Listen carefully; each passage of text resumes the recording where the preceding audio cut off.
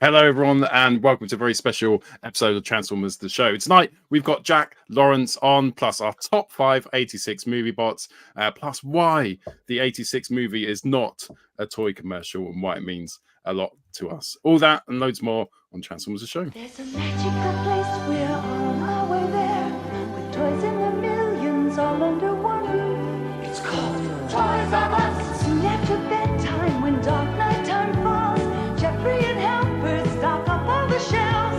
From ceilings to floor, books, board games and bikes, tennis, puppets and dolls, beds, spaceships and trikes. There's millions, says Jeffrey, all under one roof. It's called Toys R Us, Toys R Us, Toys R Us. Hello, welcome, and good evening. Also, thanks, Ian, for coming on as no less special, but Jack's more than special. I get a post-credit intro, don't I? Who let him in? Well, no one really let me in because I didn't get the email. Just to throw it out there. Sorry, I forgot. It's just exciting. It's not bitter, though. It's not bitter. No, Jack, Definitely thank not. you for coming on tonight. It's really appreciated. You are very welcome. I'm extremely excited. Thank you. And have you recovered from TFN yet? Yeah, it took maybe it did legitimately take maybe a week to recover because it was. I mean, I did drink a lot, and there was very little sleep managed over the course of the weekend. So, yeah, but it was also straight back into work, so I was kind of recovering while trying to get deadlines hit. Yeah, but I'm okay. We probably accidentally done one day too many this year. Like on the, I think it was the 5th day. We were looking around at each other, going, "Can't do that anymore. Like 5 days is too much." Listen, we're going to get a chat later. We'll have a chat with Jack, and we'll also go through some 86 movie stuff. Before we do all of that, though, we have to do the news. So here it is. I talk some TV, and now the news. Don't touch that dial. Straight into it. Yeah. Paul, you shared this, I believe, the Transformers 1 forecast. Is that correct? Yeah, it was just I forgot that I shared this. They were looking that it's going to be a bit of a box office smash. In order to start working on a sequel, we need more than this. So this guy posted, was obviously involved with it, wanted more. I think it was 40 million. They projected the opening sales weekend, which would be the highest September for an opening film, an animated film, which I thought sounded quite impressive. But Yeah. Jason Steyer saying no. If you want a sequel, I don't know if it's a good rallying call to do a good bit of marketing. So no, we need 200 sounds million. like We need to beat Titanic. Sounds like a rah-rah, doesn't it? Yeah, but I feel like they're making it harder for themselves because they're going to have such a delay before it's released in the UK. Is it October? Isn't it October? The first 2 weeks of October, it's released in the UK. Yeah, and I think they said they were trying to do that to match the holidays, but the holidays in the UK are different in scales regionally. So Yeah. I just think it was naive. People will go see it. And seeing as we're talking about movie stuff, here's some Yolo Park movie stuff from Transformers 1. Which is an exceptional the film. MK The series. chosen people who got to see it. Just saying. The word is lucky. We've been over this. So here's the thing is, these are the cogless ones, aren't they? This is pre-cogs. Yes. But these You are can't extremely say this stuff. You can't. You can say it now because it's on the screen. Cogless bot mode. It says it. Don't need to worry about it. You can't confirm or deny. You can just smile and say it's very good. It literally says it there. Don't worry about it. You're fine. Anyway, there's B as well. Badassatron. I've got to say the Yolo Park stuff is just awesome. I've really been enjoying it. Yeah. That's next to the Studio Series Prime there, isn't it? Yeah, maybe. Yeah. And there's Megatron. They look quite good together. But Is that Yolo Megatron? Yes. See, I can't see it until we've all seen the films came out. But obviously, you've got the uncogged versions, and then you've got the cogless versions, and then you've got the cogged versions. And I can't say, so I'm just thinking, I can't say. But yeah, It's almost like you just want to make you see the film I again. know. Moving on. You don't have to say that. You don't need to say it. But when That's you fine. watch, you understand. You'll look back at this and Yeah, understand. when what we I watch meant. the film you've already seen, we know. Right, so Microsoft Studios are basically, well, everybody's saying it's going to be a re-release of the War for Cybertron and Fall of Cybertron games that's coming. they have already kind of I forgot the technical name for it, but they've put up 2 things that suggest they're putting up games that are not new, and so everybody's automatic assumption is we're going to be getting War for Cybertron and Fall of Apparently, Cybertron again. through the apps, you can download it onto your system, but you can't play it yet. Right, that would be useful if you could play it, wouldn't it? But anyway, we'll have to wait and see because we've got no confirmation of this. Everybody's working on assumptions at the moment. Yolo Park, again, we may have mentioned them already. This is their Nemesis Prime, which we have in-hand photos of. I've pre-ordered this. It does look very good, to be fair. From the AMK Pro Series. I think it's about $50 in America, and usually it just kind of equates over to about the same price over here, I believe. Yeah, it's working out like that. It's a bit more expensive than Amazon if you're ordering from Amazon in UK, but I think Kapow are doing it for about 57, 58 quid, which is really good. And ordering from Yolo Park itself, even using the expensive option for delivery, it's about 53 quid. That's where you actually get the box intact and not smashed into little pieces. £3 for covering box smashing. It does look very good. You put a Prime in black paint, it tends to look good. Is this any? Do you collect any of the Yolo Park stuff, Jack? Because I know you've recently started on the blockies. Yeah, I haven't. I think the Transformers 1 figures might tempt me. I want something of Transformers 1. I know blockies are doing them as well. I haven't seen what they look like yet. I'm going to get those anyway. But yeah, I might get the Transformers 1 toys models. No, I love Optimus Prime, Megatron, and Bumblebee. Yeah, Chop his head off. Yes. Brilliant. Take that head. Little comparison shot with Megatron, and then you can do the thing that everybody wants to do now with an Optimus Prime figure, where you can swap his arm off the Megatron. So there you go. Yeah, the thing is that without having to modify it. I think so, yeah. You can just click on flip off. So use the same system. Because I think with Optimus Prime, you needed to modify it if you wanted to do the thing with the whole arm. It doesn't say anything about it in the description. So I think if it's just the full arm, you could do it for. Well, maybe that's what it is, because the angle doesn't show us the upper arm, does it? Notrab, who does a lot of photographs of very new Transformers on Weibo, has shared images of the little deluxe G1 Optimus Prime that we're getting from Legacy. And I mean, we've kind of seen some of the, not these shots, obviously, but other shots of this previously. I mean, it looks fine. It looks like a G1 Prime. It is very small. Legs. Well, he's small, like as we're going to see in a moment. So I think, is that the Shining Blockies one on the left? Oh. And then Missing Link on the right. And then in the middle is our deluxe. I don't mind it. I feel seen. I don't know. I just feel represented. No, as a vertically challenged gentleman. Yeah. As a teeny tiny man. Representation. I like the robust nature of the figure as well. It's pish. I'm gonna stay in it. It's fucking no. We're gonna have a talk tomorrow, Pete. Words shall be had. Anyway, there you go. So that's the deluxe one that we're getting. And then Notrub, of course, then did photos of his Quake. Sorry, were you going to say something about the Prime there, Pete? No, I was just going to say when you with the 40th anniversary and they're bringing out so many versions of the Prime, it's by far the weakest, isn't it? I think of all of them that they've released so far, especially with Studio Series 86 coming out. But anyway, yeah, Quake. That's awesome. It gorgeous. Sexy. So I don't know who Notrab is, but they do some very nice photos. Oh yeah, the colours. And we'll see some comparisons as well with the other double target masters that we've already had as we click through them. But yeah, as always, there's been complaints in the fandom about the colours not being exactly like the ones in the original toy. Just chill for a bit, because we've got another Quake which has got darker, more subdued colours, and that's okay. That's quite awesome as well. So the fandom could chill. What a wonderful idea! just take a step back. Don't react. If there's anything you can say about fans of a franchise, it could be one. It could be a fan. Anyway, he also, of course, turns into a tank. Cool. Onto which you can attach the guns. The target masters, I should say. Not very camouflage tank, is he? I mean, it depends which planet he's fighting on, I guess. But no, not really. A red one. A big red one with shades of grey. That's what the back of him looks like. And then there he is with the old version of Quake, the previous one we had That's from night and day, isn't it? Oh, But they're still awesome figures. I've got a real soft spot for that Quake. With the other lads. Yeah, I agree. It's a good mold, though. Obviously, the hardhead mold originally. that's a fantastic picture.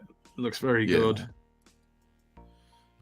Right, and then again, you'll never guess, but yes, it's not Drab again, has also shared photos of the animated Motormaster from Legacy as well. And as a big animated fan, I know that Pete, you will be very excited about this, I'm sure. Yes, the Prime mold was an excellent mold, and let's be honest, they've just changed the head, haven't they, and the colours, but it was a really good mold, and I'm really looking forward to getting this. I think he looks quality. I haven't seen Prime, I don't think, but did he look like Brian Blessed in Prime as well? Or was it just this figure they've done that? I mean, Elements of this that's stuff. who the Shouting, Motormaster, transform! Anyway. Starscream's alive! Prime. I think it looks not better than the Prime, just more interesting. That's a Yeah. Decepticon in you. Yeah, it is. It is. I am a Decepticon at heart, so it's the colours. It's definitely that. Very Jack- Toxicron. Yeah, Jack, do you find it hard to critique because you're a really good artist, so you don't want to do that? Critique because that I tend not to critique. Critique isn't really in me, to be honest. I mean, I probably will get him. I haven't got the Prime because I have the animated toy, and I'm trying to be. There's no space here, and I'm trying to be. And if I've already got it in a form, then I'm not going to. But I obviously don't have Motormaster, and I do love Motormaster as a character. And yeah, no, you're right. The color scheme makes it, I think. Was the only other version of Motormaster we've had from animated the one that was in that extremely expensive box set? Was that the ClubCon? Not ClubCon, BotCon one. Yeah. So at least people can pick it up. Here is the Studio Series Gamer Edition Ratchet from War for I don't Cybertron. like this. This is still not Drub. I think they released Oh no, I tell a lie. This is Transmimi on eBay. This isn't not Drub. It just has a similar setup. Yeah. Is that actually the game I did? Yeah, I don't like it. Yeah, it's the Gamer Edition. Oh, I do. I've got him on pre-order. As have I, Jack. You're a man of good taste. He likes Axis. That's what I think he likes. Big Axis. Oh, this thing again. Right. Can you remember this? So we showed this last week. This is the 40th anniversary Manju Netsuki Optimus Prime, which can transform into a Manju Netsuki, which, to remind you all, because I'm sure you all know anyway, is a classic and traditional miniature sculpture used as a button fastener, originating in 17th century Japan. Obviously, I know you already knew that. This figure is limited made to order item, priced at 660,000 yen, which, as we discussed last week, works out at $4,532 in today's money. That's a lot. Pre-orders will be accepted at the next location of the Transformers I bet they will. Expo in Tokyo. It's like a mail away. You'll pay the money and never ever get it. It does look good, though, doesn't it? No! Based on what? All I'm saying is, if I show up with that, don't be surprised. Oh my god. Anyway, there you go. What does $4.5 grand get you? Not a fucking lot. Yeah. A slap. Right, via Australian site JB Hi-Fi, we got our first stock images of the Transformers 40th anniversary Retro G1 Optimus Prime. These names are so long. The reissue of the classic G1 Prime, but in cartoon accurate deco, which has caused fussing in the fandom. You'll all be shocked to hear. Does anybody know why it's caused fussing in the fandom? Is it the screw holes? It's the screw holes. Well done, Jack. You win. Imaginary high five. That's the best I can do. I mean, here's the thing. My immediate thoughts the first time I saw this was, I'm going to buy this definitely. And I know there's the screw hole issue, but I think I'm probably still going to buy it just because I like the retro packaging and everything. And yeah, I'm just I a sucker, didn't sorry. notice the screw holes until No. you mentioned it. Now it's Oh, have you not no. heard about this, Jamie? Oh, people No. have been saying, oh, I just- I'll It's just get it when destroyed there's a- this for me. I Yeah, happened it's to see it ruined, today. I saw people complaining about it today. To be Yeah. honest, I don't think I noticed screw holes on things. They didn't. haven't been No, pointed neither out I. to me. No. Yeah. Now I the- see it. The original 80s Yeah. toys had screw holes. No, I'm nobody thought of fixating. them, so- Yeah, he will be. All I see is the screw holes. I don't even know who the bot is. I thought it's because he didn't have yellow eyes, and I was going to go understandable, but screw. Actually, no. Yeah, that'd be just as mental too. Anyway, there it is. And then that takes us on to yet more wonderful reissues. So Amazon Japan's dramatic capture series. We looked at this last week, but these are the official Takara photos of it that have now been released. It's Starscream, which we've had. It's, of course, Blitzwing, which we've had. And it's Astro Train. Are the colours different on Astro Train? Somebody said it was Yes. repainted. It doesn't look much repainted. Yes, it is. They're You can see with lighter. the train as well. The train mode Is as it- well has got much Oh, more right. paint apps on it. But I think it's because a lot of people missed out in the Astro Train when it first came Yeah. out. Mostly because Yeah. they were thinking, oh, I've got the Titans Return, I don't need this. Now suddenly they all want this Astro Train because Yeah. of the Blitz. Well, I've seen several of these figures suddenly appear for sale in the groups, so I'm guessing they're the people who are pre-ordering. And those are the bits that you come with. It comes with, which is nothing particularly new because it's the Coronation Starscream stuff, Legacy Blitzwing stuff, and obviously the Siege Astro Train stuff. Anyway, then we had this. So this is again Amazon Japan giving us official photos from Takara of MPG-14 Godbomber. We saw the photos from the Tokyo Toy Show. I think it was Tokyo the other week. Yeah, I Does really look very like cool, it. doesn't it? Yeah, it does Yeah. look cool. I was going to say, has anybody really changed their mind? Because there seemed to be nobody seemed particularly fussed. But like the more I look at these, the better it does look. Yeah, I this mean- is making me change my mind a bit about it. Yeah. Like, to get them together like this. It's... I have annoying third-party friends who are trying to persuade me I need to start buying third-party and Masterpiece Transformers. Only because it's better. Like, Oh, that's the funniest thing you've said We all walked year. into, Moving on. walked into that one, Andy. Well, for me, No. it's going to be a downgrade, isn't it? Because I'm going to go from Robeson to this. But yeah. Have you got a Robertson, Jamie? You never bring it up. Yeah, That's yeah, a- yeah. I didn't know that. Never mentioned it. You've never mentioned it once. Yeah. No, that's That a and complete that is £4,000 totally new Transformers. information. These little headmaster figures are literally just figurines. They do not transform. They are literally. But they're just awesome. figurines. This is They're what nicely that painted. makes me want it. Yeah. And anyway, there he is with truck bits. I haven't got the shelf space. Combined that looks good. He's got with feet his now. massive boots. Massive boots. Peter, get Emma to stay outside in the tent or something, then you'll have more space. to set up with his shelf space in that particular room. It just sounds like being cruel. I can have it on the kitchen worktop. Emma, get out. Lisa's see moved that. in with her dad. It's much better. There's the bits and pieces that go with it, and then we got some more photos of the actual. Oh, they're doing a box set, so you can buy a box set of it, which I'm sure will be perfectly reasonably priced, and get it all in one go. If I was going to sell my soul and buy Masterpiece, that's the Masterpiece I would buy for. Yeah, it's. You don't have a soul, so that's a ridiculous point. Woo, dodge that bullet, James. I didn't say, well, maybe not my soul as such, someone else's. Nail in. I have need of you. Anyway, there's the bits, and there again is the combined vehicle mode thing. Oh, looking lovely. Then we had this. So there were some new reveals this week, and also the reveal that we're going to have Transformers Day 2024 on September the 17th.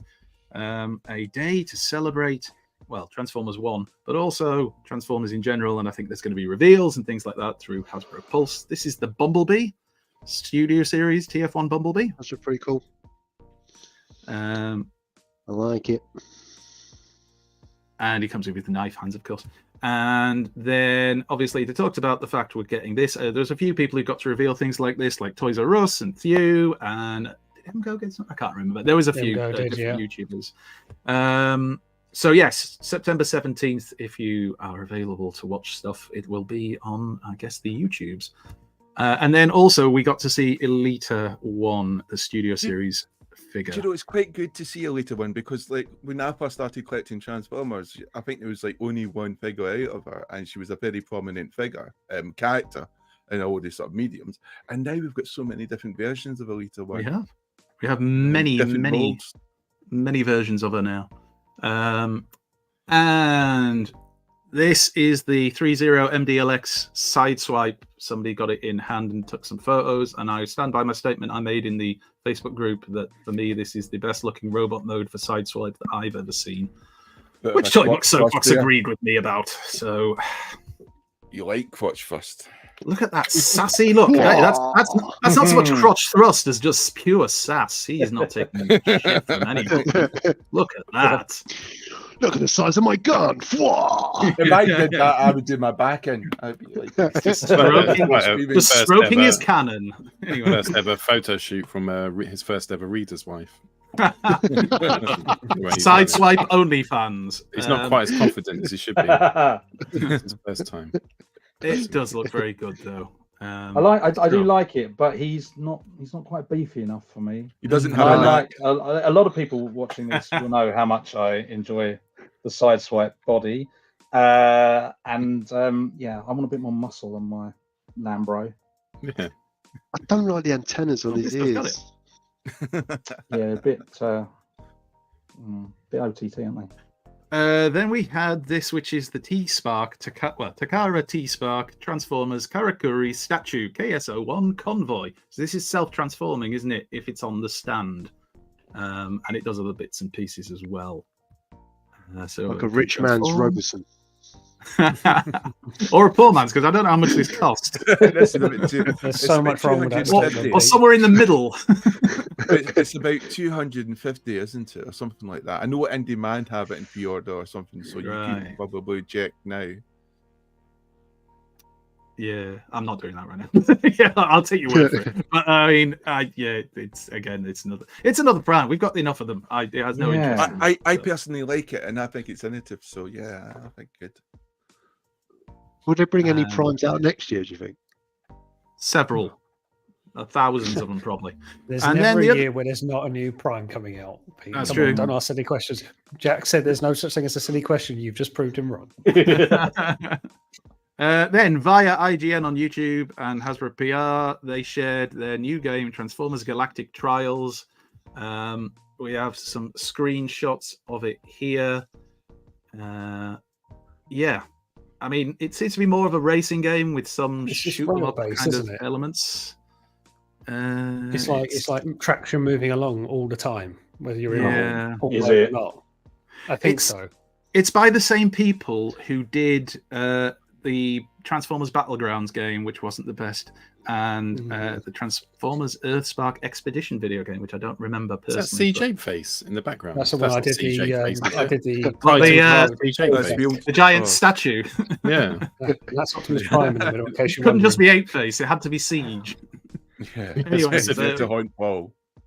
It'll be available across many formats, including PC, Xbox, PlayStation, Nintendo Switch this October. That's this October.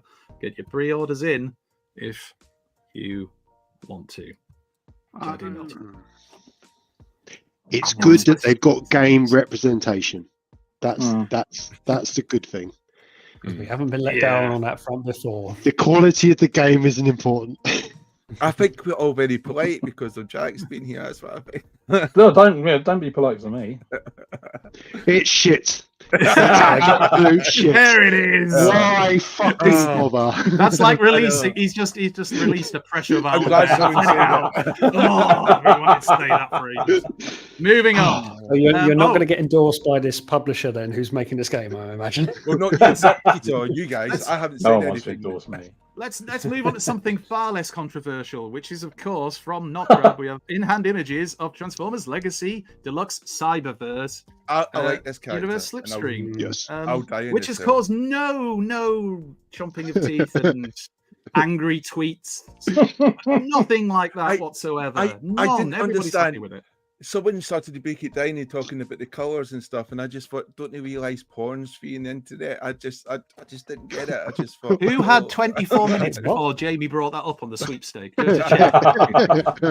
know. I think the thing it is, we can all be quality. unhappy about decos, but I mean, the ranting from some people is just seems really just like I'm just happy it over can the top. stand. It looks The like head it can sculpt. stand. Yeah, well, the previous slipstream we had wasn't that based off the old Windblade molds, had real issues standing up. So if this one can stand, it's already slightly better. But people don't like the colours, and they don't like it. It's a retool directly of Windblade. It's just Personally, the fandom, everyone. Hey, chap, do you like this? No, I'm joking. I don't. Oh, it's great, isn't it? And then this is the last thing, which was that there is a Matrix Workshop upgrade kit coming for the Legacy Security Officer Orion packs. So the one from the Fractured Friendship pack, I think it's called. So you get some more weapons and stuff, and I believe they can combine into Big Gun. So something that some of you may wish to pick up if you have that figure. And then some late breaking news was we were talking about Transformers 1, and via Baidu user Wal Yi, we have our first in-hand images of the Yolo Park AMK cogged figures. So here they are. Gorgeous. This is what you want to get. This is the Yolo Park version you need to get. Yeah. I love hearing how excited you are. It does look good. It looks so He's genuinely excited. Oh, Genuine excitement. Shiny. It's a lovely paint job. That. It's like holding the character in hand. It's like Apparently on the Yolo Park website you can pre-order these, and they're $14.99 for the cogless ones and $29.99 for the cogged ones. So that's through Yolo Park's official. I think that's the wrong pricing you're saying for those figures. It's the American pricing. No. So, I think it's the wrong prices. I think. Well, it's the ones on the information that came from TFW 2005. So they're in dollars. Go direct through the website. Yeah. So what did you say that was then? The cogged ones. According to this, it says Yellow Park's website is $14.99 for the in dollars. No, see, that's the wrong price. $29.99 for the cogged characters. Yeah, it's the wrong prices you're saying. Right. Well, what are the right those prices ones? then? If you've got them, you could tell us. I'll research, but I'll do it because I love you. And then you can get on TFW 2005 and correct them. Whilst Jamie is finding that, 60 has got a code out that you can get. You can get a discount on. So 60TF, you can use that code to get a bit of a discount. Some of this stuff doesn't work with the codes. 60 will tell you which stuff it works with, because there's some stuff I tried to pre-order and it wouldn't work.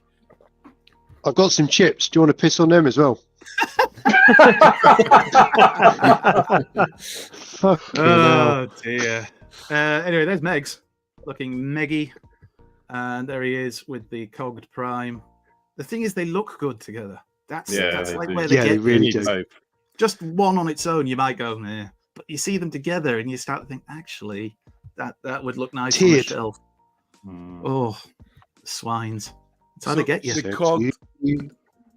The cogged ones are $30 so far. Well, we said $29.99, so we're only 1 cent out. So I don't know the difference. What is it? And some of our viewers might know. What's a cogged one and what's not a cogged one? So a cogged one's one which can transform, but it can't actually. Well, transform. in the film it can, because if you've seen the trailer, you'll know they get transformation cogs. Yeah. So, yeah. So the chat does know. Chat does know what the difference. It was just me. It was literally me. We're not giving away trade secrets there, people. I'm still not saying anything. I don't want to get in trouble. Go on, Jack. Say... No, I'm not saying anything. No, they didn't even get me to sign the NDA. They missed me, but I'm still not saying anything. You escaped. Dave swapped over Megatron forearm again with the cannon, because that's what we do when we get a Prime. There we go. Not all of it. Anyway, excellent. And that's the end of the mainline news. Now, why are you laughing? We're only 29 minutes in. I was going to say, it feels like it's been a long one already. You're not working Monday, are you, Jack? Actually, I'm not. No. Right, let's do this. Fair Pie News. Battle this. It's heavy metal cruncher time as Optimus Prime goes toe-to-toe with Combat Megatron. Prime is one tough dude underneath his hood. He's a transformer missile fun phenomenon. Combat Megatron is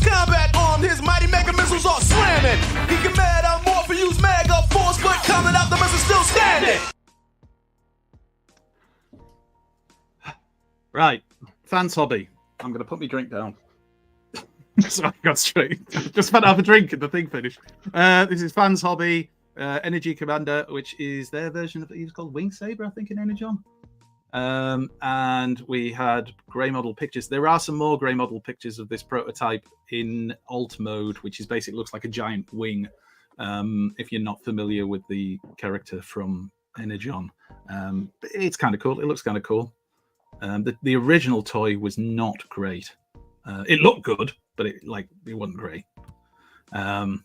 There's the little tease that they've given us of that. Doctor Wu have shown us a combiner team, or at least parts of it. So it seems to be Dinobot themed. I'm not sure if that's supposed to be any Dinobot in particular, because I can't see the dinosaur head on the back of it. But there's a swoopy type one. Wow. You could just see Swoop's head at the bar on that robot. Is that his head? Yeah. It could be. Yeah, it's teeth. I'm going to go with what you're saying, Jack. You've got a better eye for these things. So anyway, dinosaur butts, definitely. Wasn't quite what I meant. All right, let's go with it. Specialty area. In for a penny, in for a pound. And then we have Iron Factory, who obviously are doing their version of Leo Kaiser. Now, I always forget the name of this. It's Fang of Death is the new green bot that they've revealed, which was Death Cobra was it Victory, I think? And he's an alternate Leo Kaiser arm bot. So this is, I believe, an original mold rather than something they've retooled directly from something else. It's got a helicopter mode, get to the chopper and all that. But yeah, I mean, these look really good for small figures. I think if you were a fan of that character, Leo Kaiser, that combiner, you definitely want these. I've had to really resist Iron Factory because I love small toys, small robots. And I've got Red Alert. That's it. I can't, because I know I would go. If I just get one more, that'll be it. I'll have to get everything. All in. Yeah. I mean, it looks really good. It's the gateway drug, isn't it, to the rest of them? If you get one, especially combine a limb, you're buggered if you get one of those. And there's a little bit of the combine mode. It's good. That's quite cool. It's really good. I mean, that's nice. And of course, the weapons. There's several different options with the weapons, which I have to admit is pretty cool. You know, the base is good. And if Hasbro produced something like that, I'd be very, very pleased. Then we had is it Lewin Metroplex, yeah. I think, and this is just to show off the size, really. So they're calling it MO1 Steel Fortress. There it is next to one of those water bottle things that you put in your office. No. If you think that's good, wait, it gets better. Because there he is next to a person. And I don't think it's a child. So, yeah. So it's 4 baby bumblebees tall. That's pretty cool. Yeah, there's some photos coming up later on of the head sculpt. What would you do with that? I don't know. Use it to block your door so nobody can get in. Yeah, wouldn't you be terrified when it comes to life and kill you in your sleep? Oh dear! I mean, I'd bring it to TFN and I would just sit next to it the whole time in the bar with my arm around him. Just sit on you. Exactly. Oh dear, it's massive anyway. This is interesting. This is Dreamstar Toys Forklift Warrior, which is their version of Scrapper. I think Ian, I saw was it a tweet from you about this as well, or you retweeted some of the photos? It's definitely an interesting take on Scrapper, and Scrapper is my favorite Constructicon. I think the worry is that their aerial bots did not get a good review, and whilst this looks, at least aesthetically, looks nicer, it's very soon after the previous release. I can't think they would have made too much changes. So, look, I like the fact that we're in the midst of another Devastator Wars and someone's not doing straight G1. It looks like a little bit different. Otherwise, we're just going to have 5 or 6 companies throwing out G1 Devies. So at least it's nice to look at. The paint looks nice, but I fear for the quality. Yeah. But it's an interesting take, I suppose, on the character. And of course, it turns into a leg. If you want to know what that would look like. bendy leg, posable leg, which takes us on to Iron Factory's Drill of Amdusius. I think that's how you say it. Which again is another member of the Leo Kaiser Combiner team. And yeah, looks rather nice. Yeah. I'd hate to persuade someone to buy this that wasn't looking to. Yeah, that's so good. Jack. Naval You need around. subliminal messaging to flash up, buy it. I don't have a Leo Kaiser. That's the thing. Well, you'd have one if you bought this. you I'm are. just saying. Put it out. Easily rectified, Jack. And there's a leg. Always what goes around comes around. Alt modes. And yeah, drill tanks. Who doesn't love a drill tank? And little press force, press master, whatever it's called. Rhino. Is that Rhino? Yeah, it appears to be. Yeah. And then we move on to the Lewin head. So yeah, That looks so that's what it's amazing. going to look like. That looks so good. It's really good. Just maybe thinks the antennae things on the side though look massive. Like this, it just looks a bit. I can't tell if it's the camera and the Yeah, I photo think or it's the camera. I Could think be it's a a bit bit of of a both, wide couldn't it? angle lens. It's like they taper upwards and wider, don't they? yeah, that's kind of what I meant. Yeah, and then you get different faces. One looks slightly angrier than the other. Yeah, a little bit different faces. True, that's the issue with it, isn't it? It's not It the didn't size, look angry it's the enough. faces. Yeah, it's the faces that will be The available. 4-foot robot wasn't scary enough, so let's give him a scary face. And then when it lights up during the night, yeah, that'll be brilliant. That will fantastic.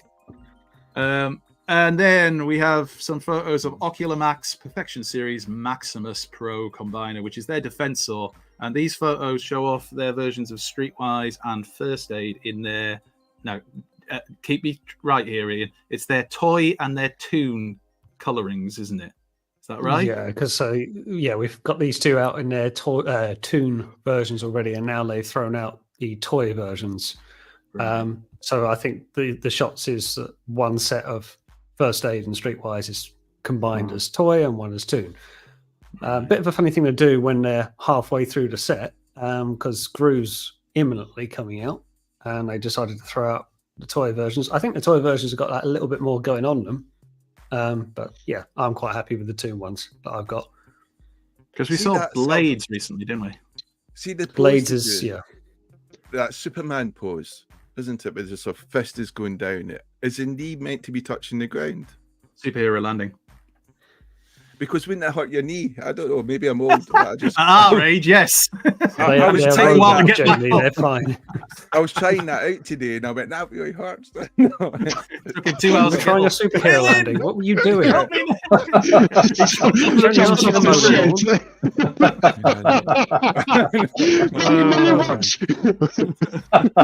For science. Anyway. Right. Anyway, it looks nice. It looks nice enough. I'm sure we saw some in-hand photos from some random person of this. The ex-Transbots rat lift their ratchet the other week. He looks like he's going to a nightclub, doesn't he? I'm going to get He looks kind of sassy there as well. Yeah, I might shoot someone, might not. my disco Well, laser. like disco laser.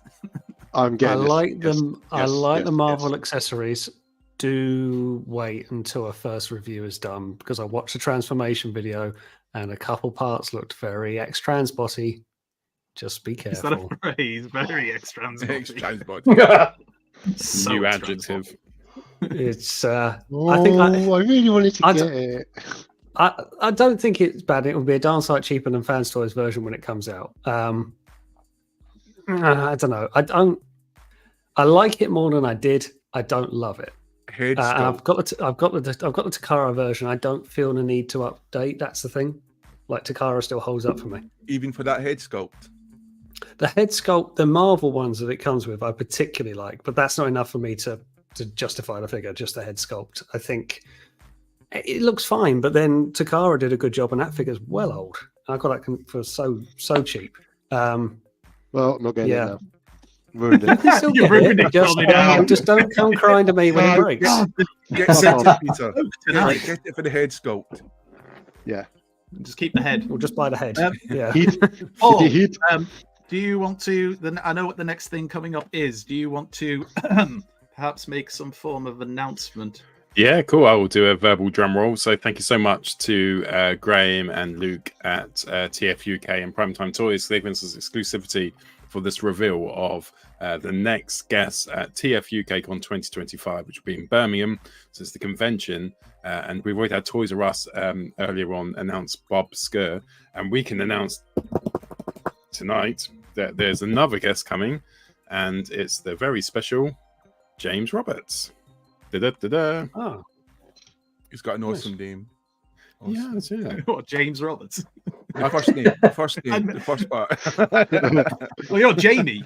So If you like, James is my great- middle name, though. But you're right; it is a great name. If you like great names, he'll be at TF UK Con 2025 at the Cobden Hotel. We were there last year. It's an amazing venue. It's a bit more, obviously, a lot more low key than TF Nation, but it's such a cool little place. It's just got a stage, a load of seats. You can chill out. It's got an outdoor area with a beer pub garden. It's basically got beer and a garden, which I'm not sure what more you want in life. But it has You're also not got advocating. traders. Yeah, it's got trading. It's got its own little trading hall. Rohan's Corner will probably be there amongst others.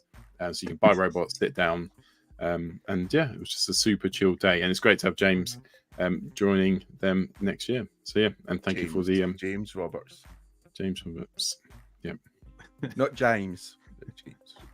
James. I was going to slightly sarcastically say, do you know James Roberts, Jack? But then I thought maybe it's not worth making. Never heard of him. He's a new And of kid on the course- block. The other announcement that, as Paul, you said, has already been made by Toys R Us. And what, Jamie? What do you rate? How would you rate that name out of 10? Well, I can spell it. Bob. That's 6 You out of can't 10. go wrong with Bob. 6 out of 10. 6 out of 10. That's poor. Yeah. Anyway, let's not get into that. I was going to come to Needs work. TF UK Con, but the names weren't good. They just weren't great names. Names aren't good enough, are they? So I'll wait until they get some fantastic guests. good names. Anyway, that Like is Eric. all of the news, and I'm going to sleep now. 42 minutes. That's good. There for was a us. lot of news, and it wasn't Right, so we all move me, on my to fault. pickups. So we have to quickly dive out. But yeah, we go on to pickups. We now return to the Transformers. Sorry. Who would like to go first? Go first. Go on, Jamie. Do you need to share some photos? Yes, you could share, but don't share it right now. I've just got some stuff to show. Okay. All right. I'll do Just that first. first. First of all, I've got this figure which came in the post. I was not sure when I first saw this figure when it was, first released. But the more photos I saw of it, especially that Novab guy, I just thought I have to own this. And do you know what? He looks brilliant. I'm not got him out the box yet, but he just absolutely looks superb. And he's obviously got that wonderful Cyclonus mold. Hopefully he doesn't yellow, but yes, he just absolutely gorgeous figure. Part of the sort of space pirates. Or is it what they call the Star Chasers or something? Star Raiders. Star Raiders. And the Ferrac, who's based on a Marvel G1 character, which I think IDW gave more substance and life to at a later stage.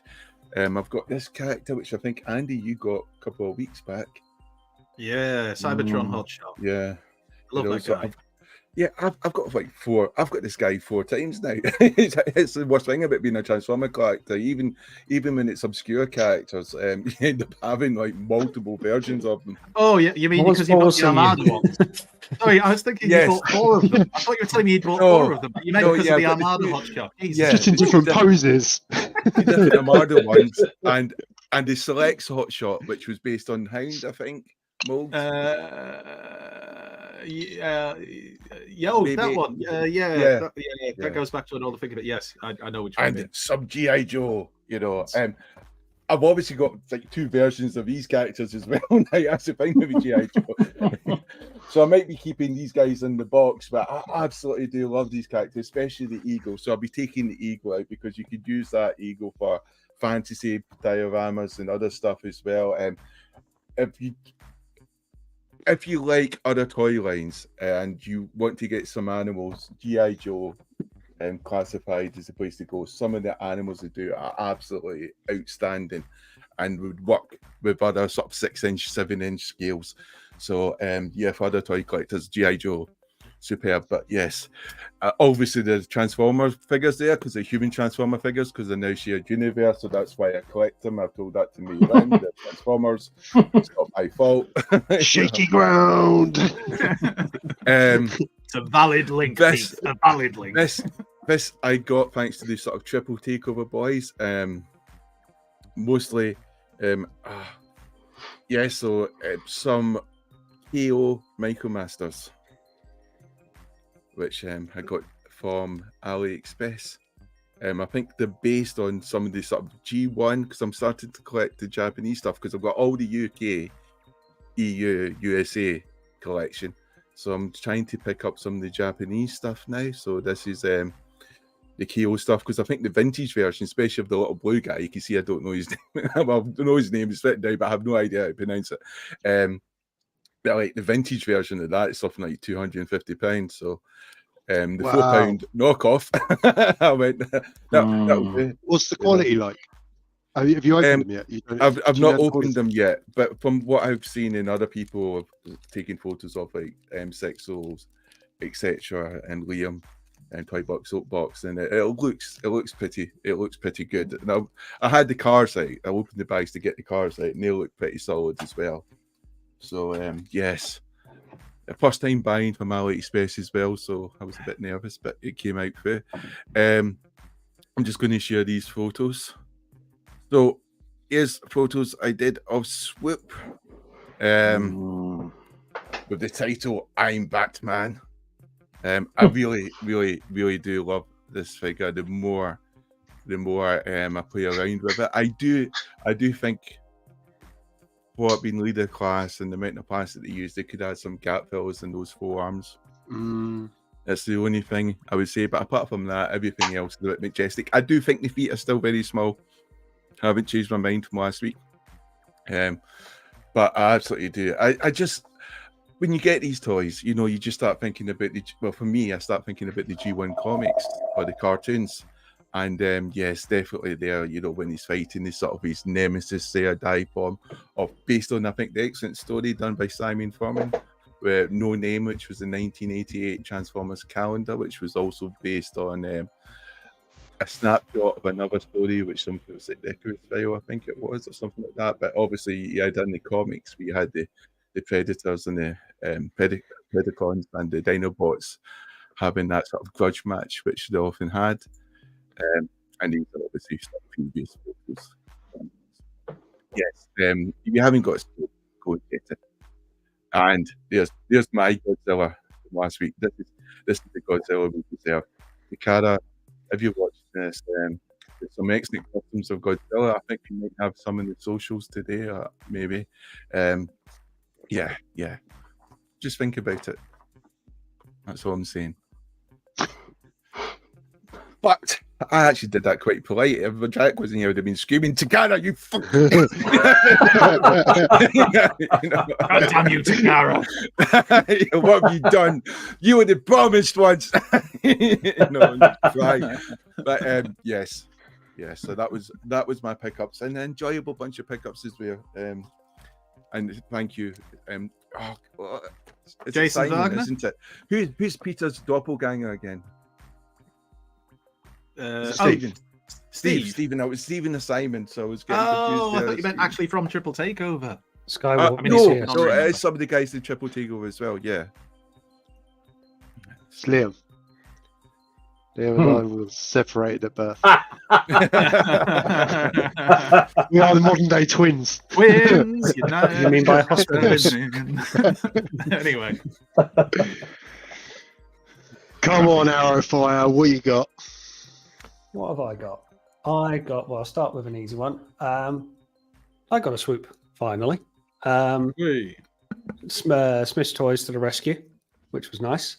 He's absolutely lovely. The whole set is brilliant, and it just completes it beautifully. To piggyback on Jamie's point, I do think the ankles, he will have a tendency, if you're posing wrong, to topple backwards. So you have to plant him pretty good.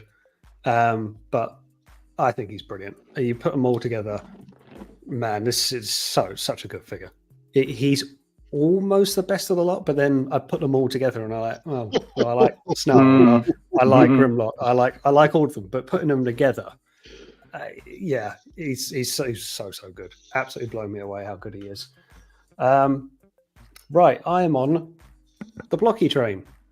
So 2/3 of the way assembling. Snarl complete with, that's Dino Snarl only so far, with Magnus and Smokescreen. And then today, because I treated myself to 3 build today, and today I did Nemesis, Tarn, and Shockwave, and that's it. So I've got 2 Constructicons and Snarl in his robot mode to come. They're just great fun. They're just fun. That's all they are. They don't transform, but they don't need to. It's just enjoyable. And I'm probably going to pick up a few other boxes. But like Jamie said as well, that was my first time ordering from AliExpress. Been a bit nervous about doing so, but can't complain. Turn up in a week. Yeah, great. Really like these guys. They're just simple fun. If you haven't got them, do get on board. They're so good. I don't know if it's the name that puts me off. It's called AliExpress. It makes it sound like it's like Del Boy and Traders. I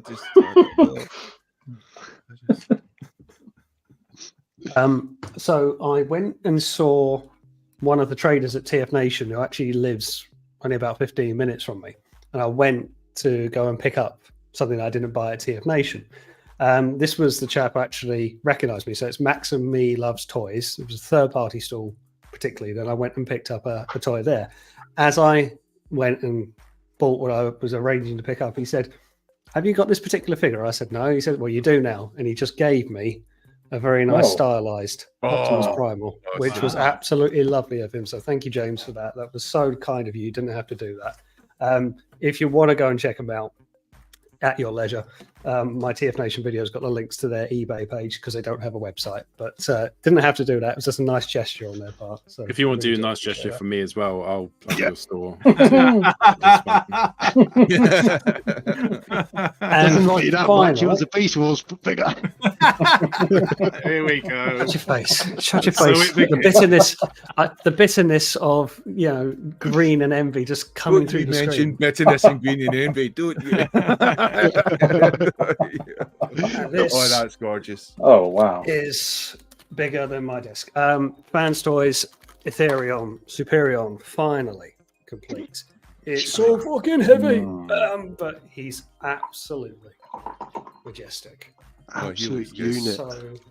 So good. I'll go put him down. He's too heavy. Amazing arms plus the robot. That's what you get when you're the battle goalkeeper for Bromley.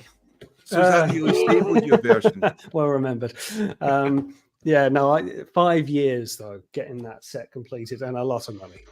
But worth it? 5 years is a long time, but he looks lovely. Come the end of it, if it looks shit, I'd be well pissed off. But no, he looks really, really good. I've just got nowhere to put it. He's good. I mean, I don't know if you've seen, but Bobby Skullface tried to test the limits and get it to do a splits, and it was pushing it to its boundaries, and it went straight down. I think the biggest problem of it is that whilst the connections are so tight, there's no back support because of all of the jet kibble, and I feel like it could really do with, because you can clasp in at the front and you can clasp in on the side, but you can't clasp in on the back, and if you're not careful, he will go backwards a bit. So, but other than that, if you get him pretty flat-footed, he'll stay in. But my God, he's heavy. So what do you think of that? Didn't Bobby Skullface get criticism because people said he was deliberately testing the limit and then making it look bad, or? Well, first of all, Bobby Skullface is, and he'll say this himself, he's a defander. He is Fans Toys, cut him in half, he's Fans Toys. So he'll praise Fans Toys a lot and whatever. I gave Fans Toys a lot of credit because they use the torso that, if you've seen the images, goes into the flight stand to holding up the jets. It's engineering-wise, and I said this in my review, I don't think I've come across a better toy engineered for what they've managed to do with such heavy jets to put it together. I just think they went about it the wrong way. I think 5 years to do it and a lot of money, and you didn't know you were buying it. I can't say you made a pretty combiner fans toys, all is forgiven. I think they went about it the wrong way. I've had a couple of dislikes on the video, but that's about it. People have actually said it was quite good. I got way more flack from my Dinobot review that I slated that one. People did not like me for doing that. But yeah, that's about it. That's all I got. Yeah, that's me. The fandom ranting. Negative comments on the internet. Irrational You see something. Decent pickups, Ian. Decent pickups. Jack, did you get anything recently you want to flag or show off? Well, I haven't, not a lot, because most of my money lately has been going towards LARPing, which I'm doing next weekend. But he was revealed on a video I did the other day. Gorgeous blocky sideswipe. And I also, very briefly at the end of that video, also showed the Bumblebee. Oh Lord. And when I was doing the video, I did the whole unboxing of Bumblebee. And then when I came to check it, had not pressed record. So I had to then... Oh no! But actually, it meant that I got sideswipe, that's much more appropriate to me.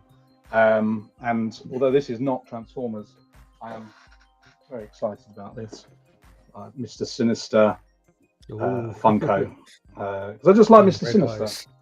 Not that I read. Oh, and I did Chainsaw Man as well. And I don't know anything about Chainsaw Man. I just think he's hot. My 4-year-old and 6-year-old are into Chainsaw Man. Brilliant. That makes me feel awesome. They shouldn't be. Well done, I don't think any other one's kids are into it. Yeah. They definitely shouldn't be. And they've got the figure arts. They wanted it for his birthday. The figure arts, which is like £60, and the chain's so spiky, like almost cuts your.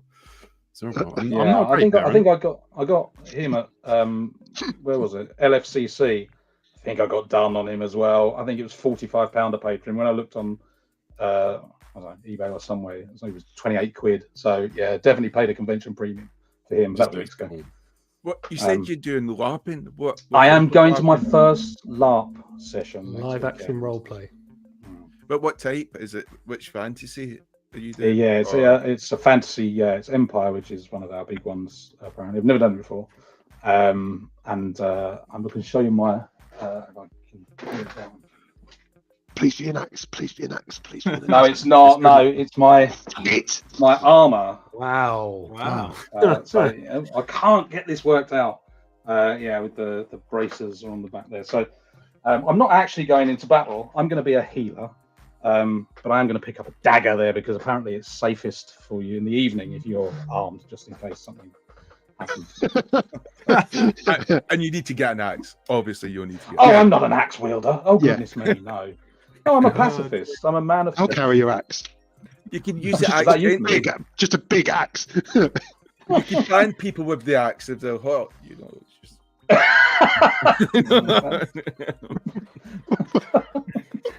They might not see it that way, Jamie, if you're starting to wave an axe at them. Yeah. I think Really, that's really fun to do if you do it with a chainsaw. Come on. I really like you. I maybe misread the signs on that one.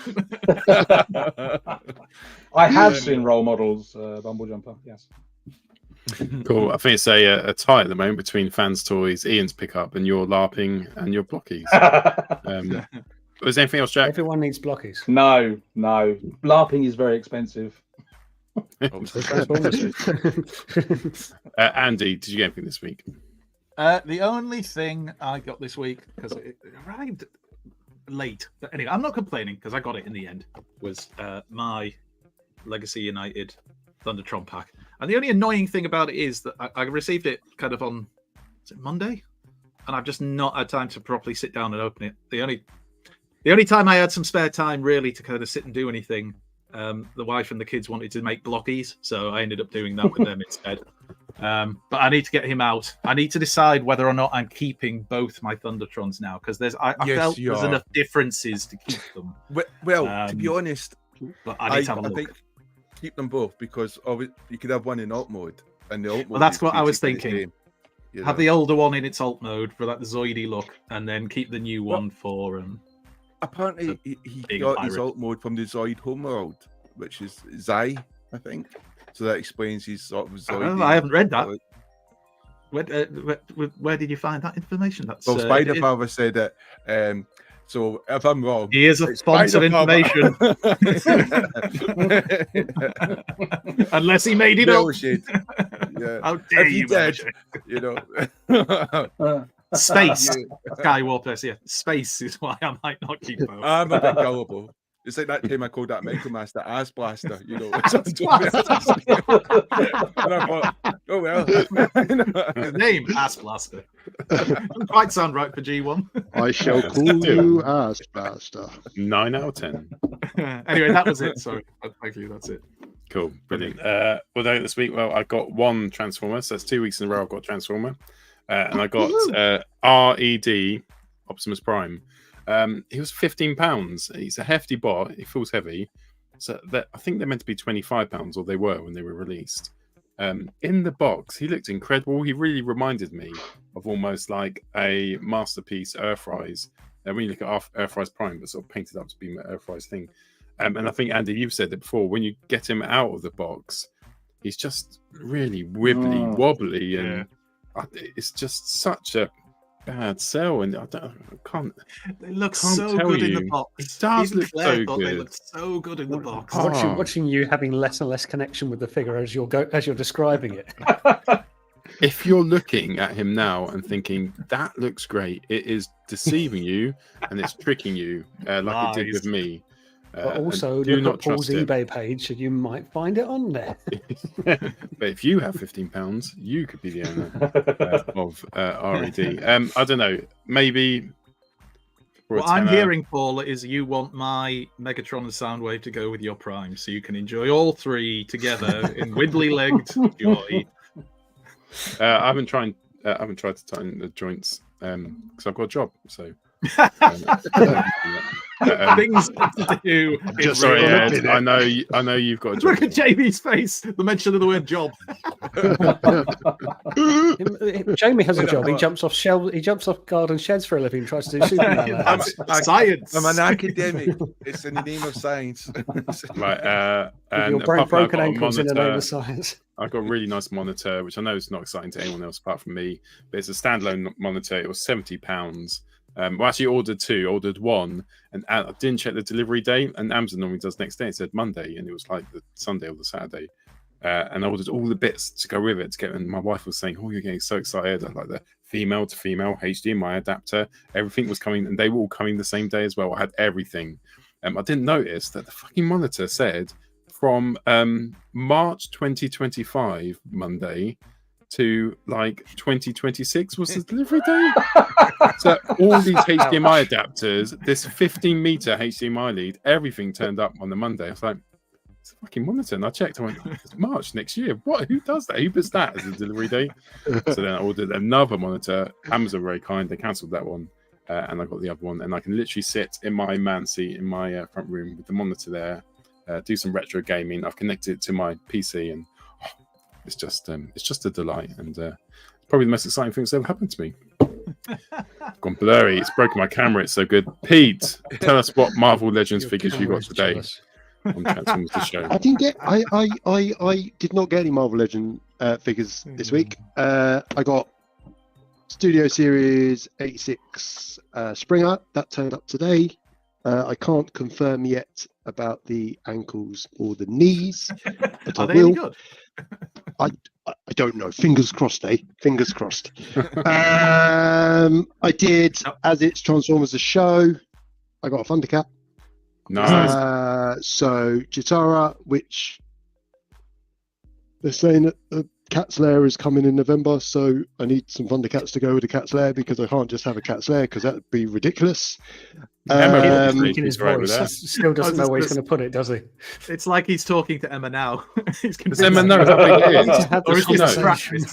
Does she think it's like as big as Unicron? You shit-stirring pricks. Right. Stop it. But we're not wrong, are we, Peter? We are not Because wrong. we all lose. If I take a beating, we all lose. All right? No, you lose, so we just laugh. Yeah, agreed. No, I'm the only one that's going to lose, aren't I? And then with the comics and cocktails sale, I picked up some of the Super 7 Transformers. I got Retgar, which I'm not going to lie, I'm not overly enamoured with. I don't know if he's going to stay. I've got it, and I'm not really. I'm not really sure. Like the Junkions. No, and I was getting Grimlock, and I just thought maybe I'll get him as well. But the thing you don't like. Yeah, I know. I'm And trying new things. When you didn't like it. Yeah, I'm trying new things. I got it. Yeah, it's like I don't like it. It's a piece but obviously, it would have been rude not to pick up another Grimlock. He is a chunky boy. Yeah, it's massive. Yeah. Very tune accurate. The articulation's okay. It doesn't transform, but it's not gonna do a great deal. But I'm a sucker for a tune accurate Grimlock. So he will go on the Grimlock shelf. And that's about it. I thought I was going to get some. Sorry, mate. He looks festively plump. Yeah, he looks a bit. He is. He is. He's had a You're good. fat shaming him, Jamie. Yes. I was going to say fat shaming Grimlocks. Festively plump Grimlock. Well played. That's how we was built. Pete, don't have it, mate. He's slagging off your Grimlock. To tell, you've got some tail articulation in his head. It's really well articulated. It's a good mold, but they're just they're a bit uninspiring. But they'll fill a hole on the shelf, and that was it. You don't have holes on the shelf. Yeah, I know. I need more shelves. Gazi said he was hoping his local game would have blokies, blockies. I searched high and low in the northeast of England, Newcastle and Sunderland. I could not find any. I must have checked about 4 games, and they had the big ones. There's a larger scale one, isn't there, which is much more complicated. They had a Bumblebee and a Beast Wars character, but I couldn't find any blokies. So yeah. But I think it's my birthday in a couple of weeks, and my wife may have AliExpress the arse out of it. So fingers crossed. I'll be getting some at some. Oh, I want the Dragon Sword. Oh, the Dragon Sword. Who was showing that? It was Lily. Yeah, Lily's Super 7 Dragon Sword looked immense. And that is going where, Pete? Stop with your fucking reason. You've got the cat's lair to worry about, mate. I'll find somewhere for it. Rowdy's actually looking for space. I know. I can see the eyebrows just going higher on his face. Right. Okay. Let's stop getting Pete into trouble. It's time for foreplay. Lynn, these are sex people. What do you mean? They're sex swappers. Lynn, this is DEFCON 1. Look. Look. Don't make the same noise as them. Don't think you want to join in. Oh, Lynn, you devil. Right. Tonight's foreplay is our top 5, top 6 it will be, top 5. Let's do that to get the views. 86 movie Transformer robots. Who would like to go first? Do you mind if I start off with you, Jamie, first? You seem the most prepared. There you go. My one is actually, do you know Transformers the movie 86? There's a myriad of characters that you can pick, and I think every week to every year you can change your mind on any sort of chosen hour or minute. I always think of Ultra Magnus, the G1 toy, the City Autobot Commander, and having this toy but never seen him in the sort of cartoons yet. Then when you saw him in the cartoon, he just looked like a powerhouse. I just loved him. He was larger than life, much larger than he's portrayed in the comics, and he looked much larger than he did in the later season 3 episodes. And I always remember that about in Autobot City, where he's like giving RC and people commands, and that sort of in a toy box. Liam toy box, Soapbox.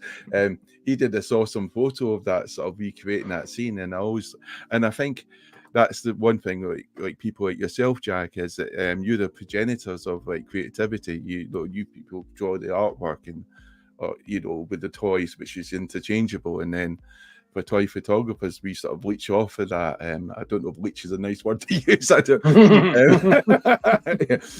but you build that imagination, you set that universe on fire. And so for me, it's like Ultra Magnus, and there he is with the bunch of the 86 sort of Transformers there, bunch there. And I always think of them as like mini masterpieces now, because they really are, you know, since I started to collect.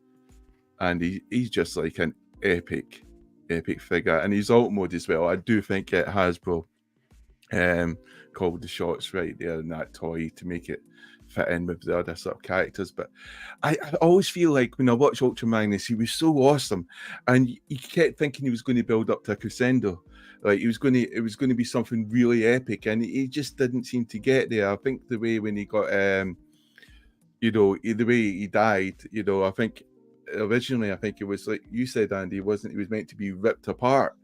And that would have been even a more gruesome, because there's so many deaths in that cartoon, and even behind the scenes there seem to be deaths going on, and if you blink there might be a corpse of another beloved G1 toy.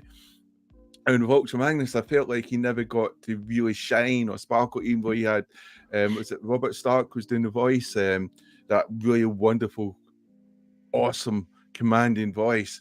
And I just thought he deserved more time, and I think there was some scenes which he was cut out, which you would have seen him fighting, I think Devastator or something like that, more close up. So I think we were denied some Ultra Magnus magic. So I think we should put a crowdfunder together eventually one day to get that scenes done, you know. But yes, Ultra Magnus, wonderful character in the movie. A commanding presence and a beautiful toy which does the movie justice. So that would be my standout character for Transformers the movie 1986, because just an exceptional character, that City Commander, which was one of the big, he was seen as the arch and nemesis of Galvatron. In the comics you had that classic cover where you had both of them face to face and some epic showdowns there. The wonderful picture was by Jeff Senior, you know, where you've got Ultra Magnus on top of you know, Galvatron on top of Ultra Magnus, even just brilliant. The sound's gone, Paul. Sorry, it's not. It's because I was on mute. All day I've been on Teams calls, haven't done that once. Yeah, we were saying last week, weren't we, that Ultra Magnus like just got a bit of a downtrodden story, and like how the Matrix, and I think people said it wasn't his darkest hour, so that's why the Matrix didn't light. But if it lit up and it beaten Galvatron and Cyclonus, he could have gone on. It wasn't his darkest hour. He got blown up. I mean, I know, that's just what people say, isn't it? They say it was his darkest hour. It was. Sat there not paying attention. The Decepticons rocked up on his watch and trashed the place. We'll get to the talk in a minute. I do like how Retgar just polished him and he came back to life. Yeah. There you go, son.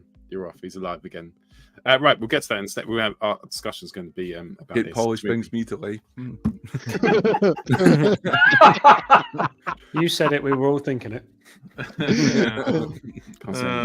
Right, I'll go next then if that's okay. So, no, I won't because I haven't got my photo. Fuck. Pete, you go next.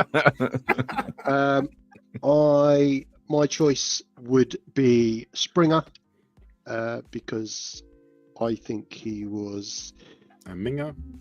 Yeah, Springer the Minger. He came across, and I could be going off on a massive tangent, but like the fun uncle. Like he was the geezer that just rocked up to the staff meetings in a leather jacket, and he was Mr. Dependable. He might be fixing a door one minute and going out on a covert mission the next. He was just reliable for me, and he was such a good. I mean, what have they said, that he was like the Han Solo character?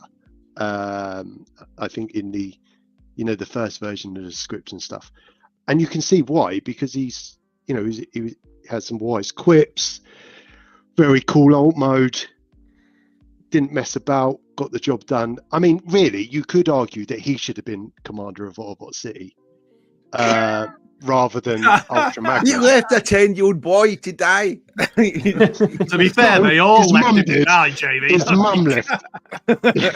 Tough love, because that's what you got with Springer. That's what you got. He only did it for your benefit. So much Right, for not 'cause he's a triggering in this teacher. chat. Ben saying it's about he fans is- toys Apache. It looks no, like it's unique voice. yes, aptly named Alan. Alan. Because I feel like if Springer had a human name, it would have been Alan. He looked like an Alan. He To does me. look like Alan, to be fair. He was very much. Okay, that's, yeah. He was very much Alan. Sort out here. Yeah, I've got it. I'm on it, Magnus. I'm on it, mate. So stop the Decepticons attacking, mate. I've let them in through the front door. So for me, it was Springer, and the Unique Toys version. I always imagine that if there had been an animated Springer, this would have captured it perfectly. He's big, chunky. The colours are great. Even the head sculpt. You probably can't see it because of the light, but it's just such a cool. It's just such a cool figure. Toy. Yeah, it really is, and really playable as well. Just like the ratchets and so for me, Springer, he's the lad. Good choice. I know RJ will be over the moon with that. So I'm ready to go now. So my choice. Well, I just wanted to say, like, on my shelf, which is very dusty, and I apologise. I have bedroom shelves, which only the best of the best really get to, which are literally next to my bedroom. I have a very understanding wife, and this is my Transformer shelf, and it's kind of just seeped in the '86 movie, and a few of them are fans' toys. There's a fans' hobby. Prime and Ultra Magnus is from the MP series, but it's just these are the ones I probably won't ever get rid of because they mean so much to me in terms of they're my favorite representations of the '86 movie bots. If I had to choose one of them as a bot, I would probably choose as a robot, just as a toy. Like my favorite '86 toy, and I probably said this a few times, is Fans Toys Kaitus, because it's the one which has just got the most obscene alt mode to robot mode. Like it has no given right in physics to transform to such a thin and beautiful plane, cyber plane, space plane mode. So he would be my robot choice, and it's not a hard transformation either. It's an easy transformation. If I had to choose a character though, and I've got a representation here, come here, big boy. It would be Optimus Prime. I just think he's watching this as a kid, as the character. He was my hero, and like nothing will ever, maybe Warship Down scared me a bit, but nothing will impact me emotionally as much as seeing your hero die in a movie. Spoilers, and that for me is why, like, I know I grew up with him, and to see that happen, see him sacrifice himself at the end, he was my favorite character. So character Optimus Prime, robot would be Fans Toys Cyclonus. Right, Ian, do you want to take us through your choice? Quite touching there, Paul. I felt the same for Megatron. Going on the Fans Toys train, but more to do with the '86 movie. It was, for me, would be the introduction of Galvatron. Now, whilst Did you feel seen? Did I feel seen? I'm sorry. All right. Is he suggesting you're an evil tyrant powered by an ancient god? I'm not as purple, to be honest, Jamie. You might have noticed. But whilst it was a shame to see all the characters killed off, I like how the comics introduced kind of Twins of Evil, Galvatron, Megatron alongside one another. I would have preferred that. But the introduction of Galvatron being initially the herald of Unicron, it just kind of felt a bit more of a step up, a bit more unhinged, even the Leonard Nimoy version rather than season 3. It just got a bit more serious. Not that Megatron wasn't serious, but he spent most of the cartoon saying Decepticons retreat. And Galvatron, whilst he would say that, he will go that bit deeper in the battle. You know, he was just that bit more to the edge, to the point that the other Decepticons weren't so sure. So it felt like it's a bit funny that Prime going from Optimus into Rodimus got, a bit more trepidatious. He was nervous to lead. He was worried he wasn't good enough. Where we, if anything, went the other way with Megatron into Galvatron. If anything, he got too aggressive. And this is a great figure, absolutely pinnacle. But yeah, I just think he's a great introduction to the character. I think Marvel Comics, your particular favorite, Jamie, with Time Wars, really showed how he can just be introduced and just lay havoc to the Autobots. They didn't stand a chance. So it always feels a bit more serious when Galvatron's introduced, I think. It feels like the Autobots can handle the Decepticons, and then Galvatron shows up. What version of the toy is that again? Sorry. That's Fans Toys Sovereign, the Masterpiece version. Awesome. Very heavy, and I've got 2 of them. I've got this, and I've got it. There's 3 versions of this. This is the season 3 purple one. You can, I'm not going to get all 3 of them. You can get the movie one, which is a slightly bluer one, like similar to Quietus, what Paul showed, which I'd love to get. And I've actually got the toy deco version, which is amazing. You did some artwork based on the cartoon. You did some artwork based on the cartoon of Galvatron. You Cyclonus, I remember. I think. Yeah. Because I remember you sharing it. It was like, awesome colours and stuff like that, of the Hells of Unicron. Oh, yes, because I've got all 3. I've got Fans Toys Inquisitor as well. So I've got all the 3 heralds together. They shine. You pay a lot for Fans Toys figures, but they absolutely shine when you take photos of them. That Scourge is gorgeous. But for a character, for his introduction into the movie, he just does not take it lying down, does he? So yeah, there you go. That's my choice. Oh, Paul, Great you missed choice. a good one. No, just say great choice. You walked off though. I was watching you from afar. Still see you from the toilet. Jack, you want to take us through your choice? Yeah, I think Jamie, you said it, that there are so many fantastic characters there in the movie, and I think that it's very difficult to choose between. But my favorite has been my favorite since I was a kid, and this is the version of it that I had as a kid, which is Cup. Turn to the thing, and this is my actual.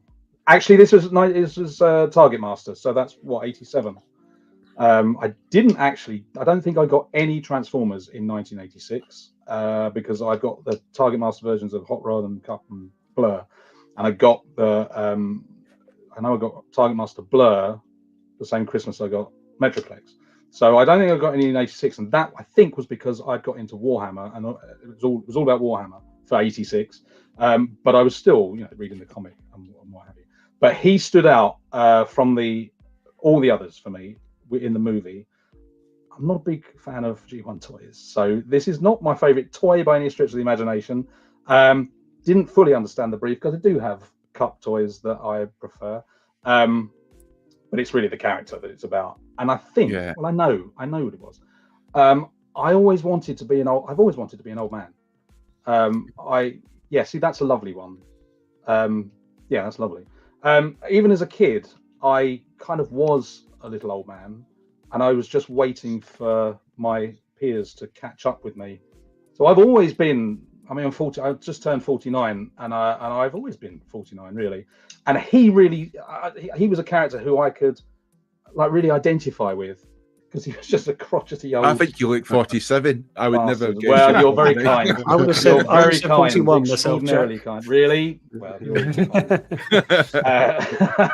yeah. So it's the and Lionel Stander as well. He was Max in Heart to Heart. And I don't really remember Heart to Heart, but I know that I remember watching it with my mum, and we loved Max, and the whole that thing in the intro, when they met, it was murder.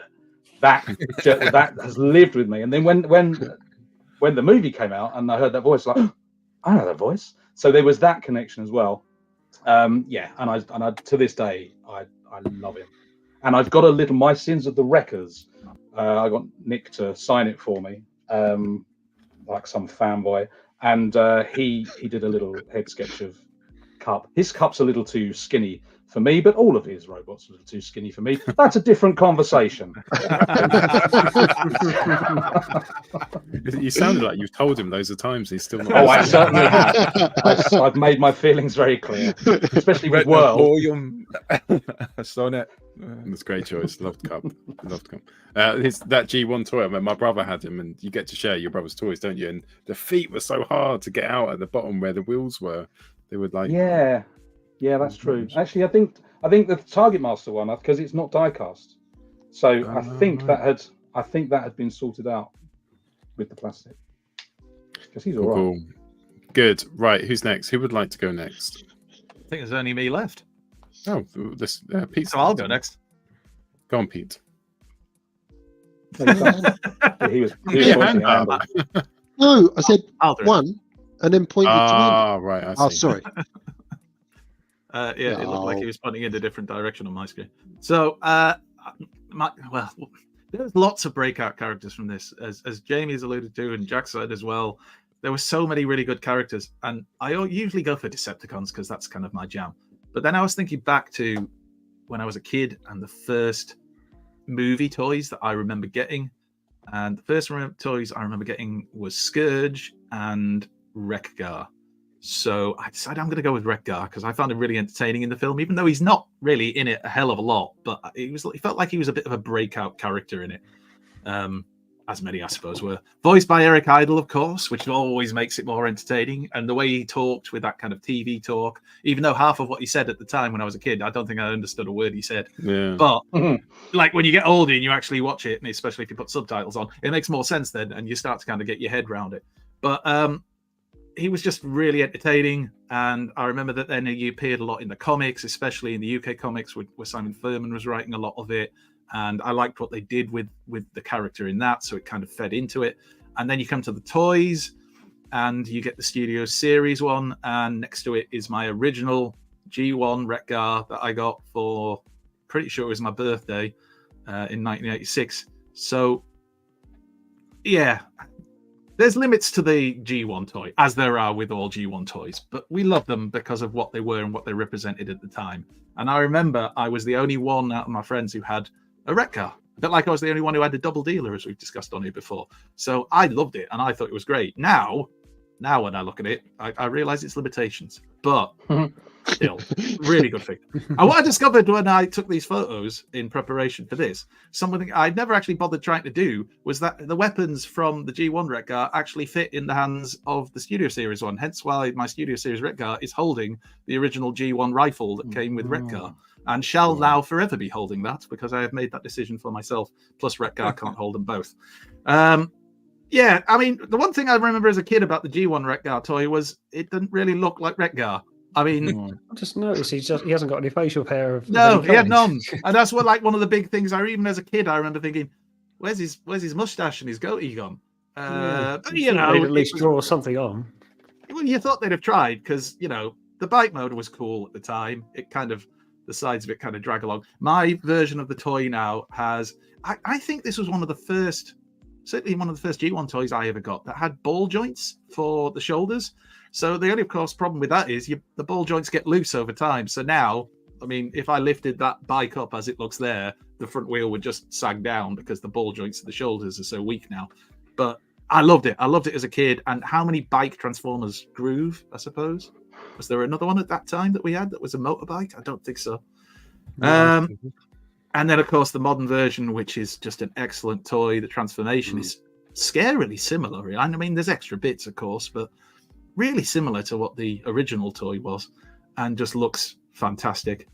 The head sculpt on the new version is much. I mean, you'd expect it to be, but it captures that look of him. I just wish he was a little bit more smiley, because he kind of had that little sneer that we see in the film. I think there's a bit when he's they've spotted the Autobots, he's planning to attack them, and he says operators are standing by, and he gives this little sneer, and there's a little twinkle.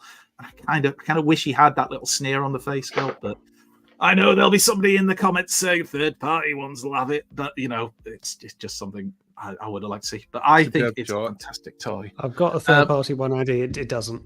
No, good. And then I still have. Oh wait, hang on. Let me just stop sharing for a moment. So I still have, as I said, I still have my original floppy-armed. Oh my God! Do you know how many times I tried to get into pose for that photo and that arm would not stay? And now I'm on here. Well, I'll try the other arm. No, we're not having a success with that one. It was like a crucifix. It's his axe. That's his axe. You compare it to this thing. Look at the size difference. But G1. Praise be to modern toy Junkion. engineer. Praise be to Junkion. Yeah, And I swear that's a crucifix. Another reason, well, at least if vampires attack, I'll be all right. But another reason to go for this toy as well is because I know how much Pete loves Junkions. I mean, he absolutely adores them, almost as much as Pete adores. So I think if people want to get Pete some Junkions, you know, the little core class ones he Fuck loves, you know, and then- That's and good. then- He can make that Junkosaurus, can't he? exactly. He's always He he's wants been the banging on about that Junkosaurus. nonsensically. This is Oh. bullying in the workplace. I think you meant non-stop, but he is nonsensical a lot of the time, so I'll accept it anyway. But yes, I my do- choice would be Redgar. Sorry, go on, John. well done, Andy, for picking a bearded Sorry. character. I do like Iron one Brew. of them missing a. You do. A beard. Good. We'll Sorry, ask yeah, Jack, if Jack's all right to stay with us, we will ask him questions in a sec. So if you've got any questions, prepare them for the discussion, if that's okay. And we'll go through some questions with Jack. Then, before we do that, though, right, everyone's done now. Sorry, Pete. I thought you had bloody not gone. So you haven't gone, No, Pete. I'm gone. No, I've gone. You have gone. What? You're You not went gone. first, didn't Yeah. you? Because you were Springer. like, you... Sorry. No, you went second, I think. Okay, cool. I trust you. Done. You know, if you say you've gone, I won't. he's watch gone, the show man. back. Don't Move worry, on. I remember. Let it go. I Just go on and remembered come the back. choice. It Sorry. was Springer. Yeah, it was. It was. Yeah, it wasn't that good, to be honest. Actually, Right, should we? Are you ready to do the socials? Whoa! Fucking hell. Right, You- as I'm we just know, saying, you You remembered some- other people's stuff because it was good. I've just yeah. Right. Let's do the socials. I can't play the normal intro because it's No. copyright, so we'll do something different. A different intro. Jim, do you want to go to the bathroom and French kiss? What about Sulu? Where is he? Sulu's dead. Show me your gums. Oh, yeah. Yay! Time for the socials. How is that not copyrighted? I don't know because it's. it's done by some random bloke. But that's Oh, not yeah, true, I socials. suppose. Yeah. Oh, That's What? not socials. Oh, sorry. No. That's for the discussion. That's a paddling Oh, poll. I was going to say, Yeah. I have Discussion, questions. ask question of I have Jack. questions. That is a body of water. I think I know where it's going now, but Yeah. So- yeah. Do we have any pictures for the socials? I hurt myself laughing. So Where are the just- photos for the socials? I'm just getting ready. Yes. So Uh, we Practice this, Peter. Yeah. I'm not even Well, when joking. I went to You share read it, the line they so didn't we can exist. practice. He's panicking so much Yeah. his connection's fucking up now. No. Jack, it's all honestly, it's like much worse than this normally, isn't it? Like Mm. this is good. This is the best we've ever done. Like, this He is wanted some responsibility. Like He fibre wanted to internet. show off to you Right. tonight, Jack. He wanted some responsibility, and he's He's got his dialogue going, and we're all right now. we can see Oh, that. wow. now. Right, we're in. So this week on Socials Corner, I did actually write a theme tune. Oh, did you sing it? Social Corner. Pretty That good. was as far as I got. Rohan did more than that, just so you know. That was as far Why as I is it got. a corner for socials? No wonder I'm you said there's still- too many things with corner in it. I'm still working on the melody. Call it socials. And 98% of the rest of it. Oh dear. So love this picture from Strider Wolf, highlighting the challenges with some of the animation in season 3. I think that is masterpiece like Ultra it. Magnus, Yeah, with the G1 Is that Constructicons, G1? Yeah. and on the right hand side so you're critiquing artists. Well played, Peter. animation. No, I'm just showing. To be fair, he's just The- describing it. Yeah, you know, I like it. I love the fact Ultra Magnus is the size of a combiner. I love that. Well played animation. Well played. Here, Vice Grip, even though the tagline doesn't really help me. Can you let us know if you're watching? Can you let us know your tag on Twitter, please? This is a working scrapper, not with that attitude. Now, there was a rumor that the Constructicon blockies would combine. These guys haven't managed it because they haven't got the instructions, but maybe they can going forward. I don't think they can personally. I don't see how they would. No. I don't think they would. Yeah, another old watch out. Love this. Zode340 on Twitter. Some of these scenes with, Death's Head taking on Galvatron and his henchmen. So many iconic stories in the Marvel comics about Death's Head just being a badass, and it was quite cool, really. He, Cyclonus and Scourge obviously had that arrogance in the comics that they were heralds of Unicron, and they were by far, the most powerful kind of regular Transformers. No one really in the Autobot ranks could touch him, and Death's Head turns up, and they shit themselves. He genuinely but it was true, really. Because you're right. It's just, you put it so well. He beat the crap out of them. So I really love these pictures. So well done, and I love the special effects. The swirly they are good. Things on the right hand side and the flames and stuff. They're really cool. So fantastic. Is that the same pictures. person who did some pictures the other week that we showed? It might not be, so I apologize if it's not. But somebody did something using similar those little special effect plastic pieces with the Legacy Galvatron the Armada Galvatron that we showed. It has a lot of that element to it, the way it's been photographed, but it's very good. No, really good. Yeah, there we are. Yes. Love a play on the words. Someone's here to cause a ruckus. So, has the new Legacy version been released? This is a Legacy version, isn't it? Yeah. Greg got it from In Demand. Yeah. So they've got theirs. Pulse haven't sent out yet because that's where mine's from. Pulse is later this month. Yeah. Such a quality toy. The head sculpt. The head sculpt. Yeah, the head sculpt looks amazing. He's a big boy as well. He's quite large. Yeah. Greg or Ruckus? Oh? Yeah. I don't know. Whoa. Oh, I just got that. That's Ruckus. All right. Anyway. Graham from the TFUK guide. Love seeing his pictures. He's on the blocky train at the moment as well, and he does some quite humorous takes. Yeah, he's always cheery posts. Yeah, really is. And I find him good. He's a lovely guy. Yeah, he's always been a positive voice. In when we were together in TFUK, he was always just super positive. Lovely chap. And I love this picture. Getting ready for bed. Megatron with his glowworm. Shotgun with his teddy bear. Glowworms. Yeah, I remember them. Did they re-release it? I feel like they've re-released. I think they did. Yeah, a few years back. I think they tried to kind of restart it all because we got one for Emily, but she wasn't that bothered. You were like it. It's my nostalgia. Yeah, this is from my childhood. You will like this. But it burns my face, Daddy. Yeah. But it's important. It's important that Decepticon leaders sleep well and are comfortable in bed. So hopefully the teddy bear and glowworm will give them that.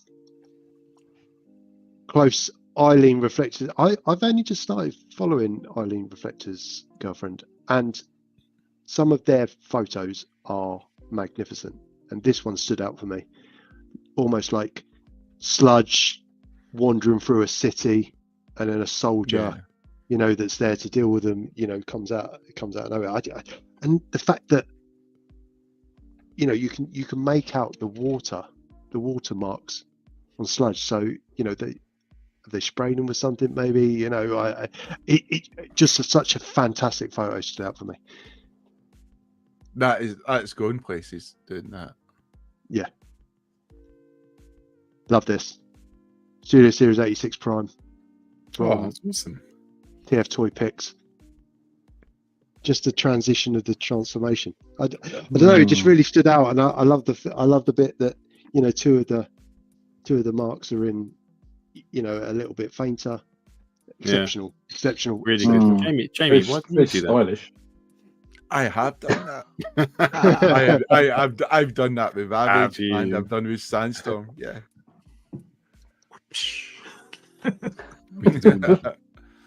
I think I showed it in the show. Maybe you went to the toilet. we've already been told you could see the screen. I have done 3 work phone calls tonight, and bless them, they never call me at the weekend ever, but 3 times tonight. Pete, have you used computers before? Because you seem to be struggling with this mouse. No, I feel like I had one more picture, and it makes me age. I feel like you've done it loads, haven't you, Jay? I This think is I my know what the first time picture would doing be, it. and So. it was to celebrate Owlfire making 3,000 subscribers and Transformers. Well, YouTube. I don't know where the actually, fuck it's YouTube. gone. What are you looking for? Anyway, Arrowfire, congratulations on reaching 3,000 subscribers this week. Peter Thank you very did much. have a picture to use it, but he's in ineptitude.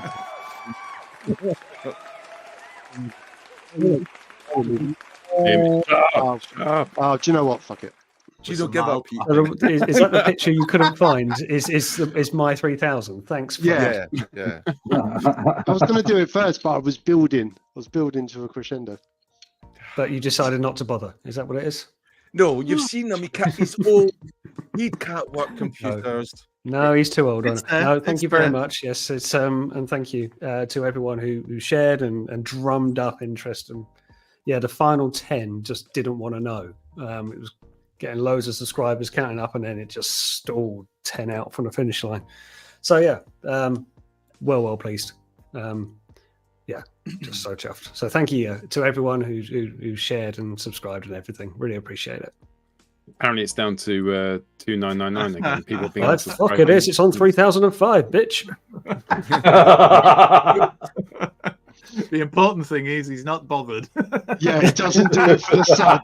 Yeah, he doesn't do it for the subs or the likes. And if you say you unsubscribe, it's like people like Sam who say they're unsubscribing. There's consequences. Let's Believe me. all unsubscribe and make this stream. Right, come on, let's wrap up the show now. The important bits is discussion. So we're starting off straight away with a discussion about the 86 movie, and then we'll dive into some questions for Jack. So get your questions ready now. You can ask them in the chat. We'll go through that. But before that, I'll play the theme. We now return to the Transformers.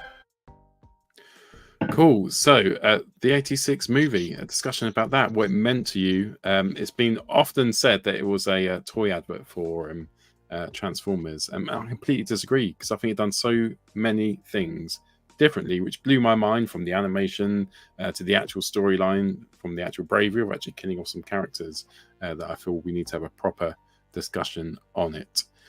So it's over to you guys. The 86 movie. Jamie, do you want to start us off? What did it mean to you? Well, I actually wanted to Jack to start off then, so I can and agree with everything he says. So, yeah. That was a piano voice. He's not even lying either.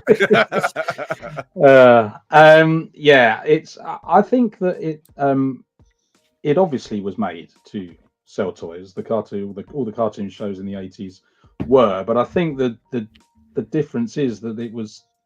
I don't know. I feel like maybe there was a bit more integrity back then, and a feeling that we've still got to tell a story. And that, there were things like Transformers didn't have it, but a lot of cartoon shows had the moral at the end, and I know they were having to do it because the people were telling them, they were directing that they had to do that. But I just think that they wanted to actually, Paul, you said they did so much stuff with it. They wanted to actually tell a story, and the creatives involved, I'm sure, knew that it was, this is to sell toys, but because they're creatives, they're going to say, well, we were doing Transformers comics to sell.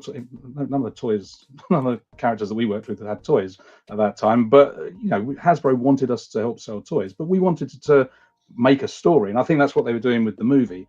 Because it was. There were things that they did that we'd never seen before, and I think that's what a lot of young people can't possibly quite get, because they weren't there. And I don't mean to disparage what they their opinions on it, whatever. And this is not coming from nostalgia either, but it stood out at the time because we didn't see animation of that quality, I think it's difficult for today's younger audiences to fully wrap their heads around everything, literally everything being done by hand. There's no CGI in there at all. The special effects are all, in camera, like the when things glow, it's a really clever in camera trick. There's nothing too technical about it. It's artistic, and I think that's what people kind of just don't today. Cartoons today are more polished because they're digital assets that are then animated. They didn't have that then. It was all hand drawn. And like when Prime smashes Megatron off the top of the wall there, the background changes to an animated background, and we all knew in the 80s and I guess the 90s, we all knew when that background changes, that's going to move. We all knew that was the case, and we just took it. I think now, if you did that now, the audience would go, "That's really that's changed. That background's changed," and I think that's where I think that's why it stood the test of time for us, because it still stands as we remember that we'd never seen anything like that before.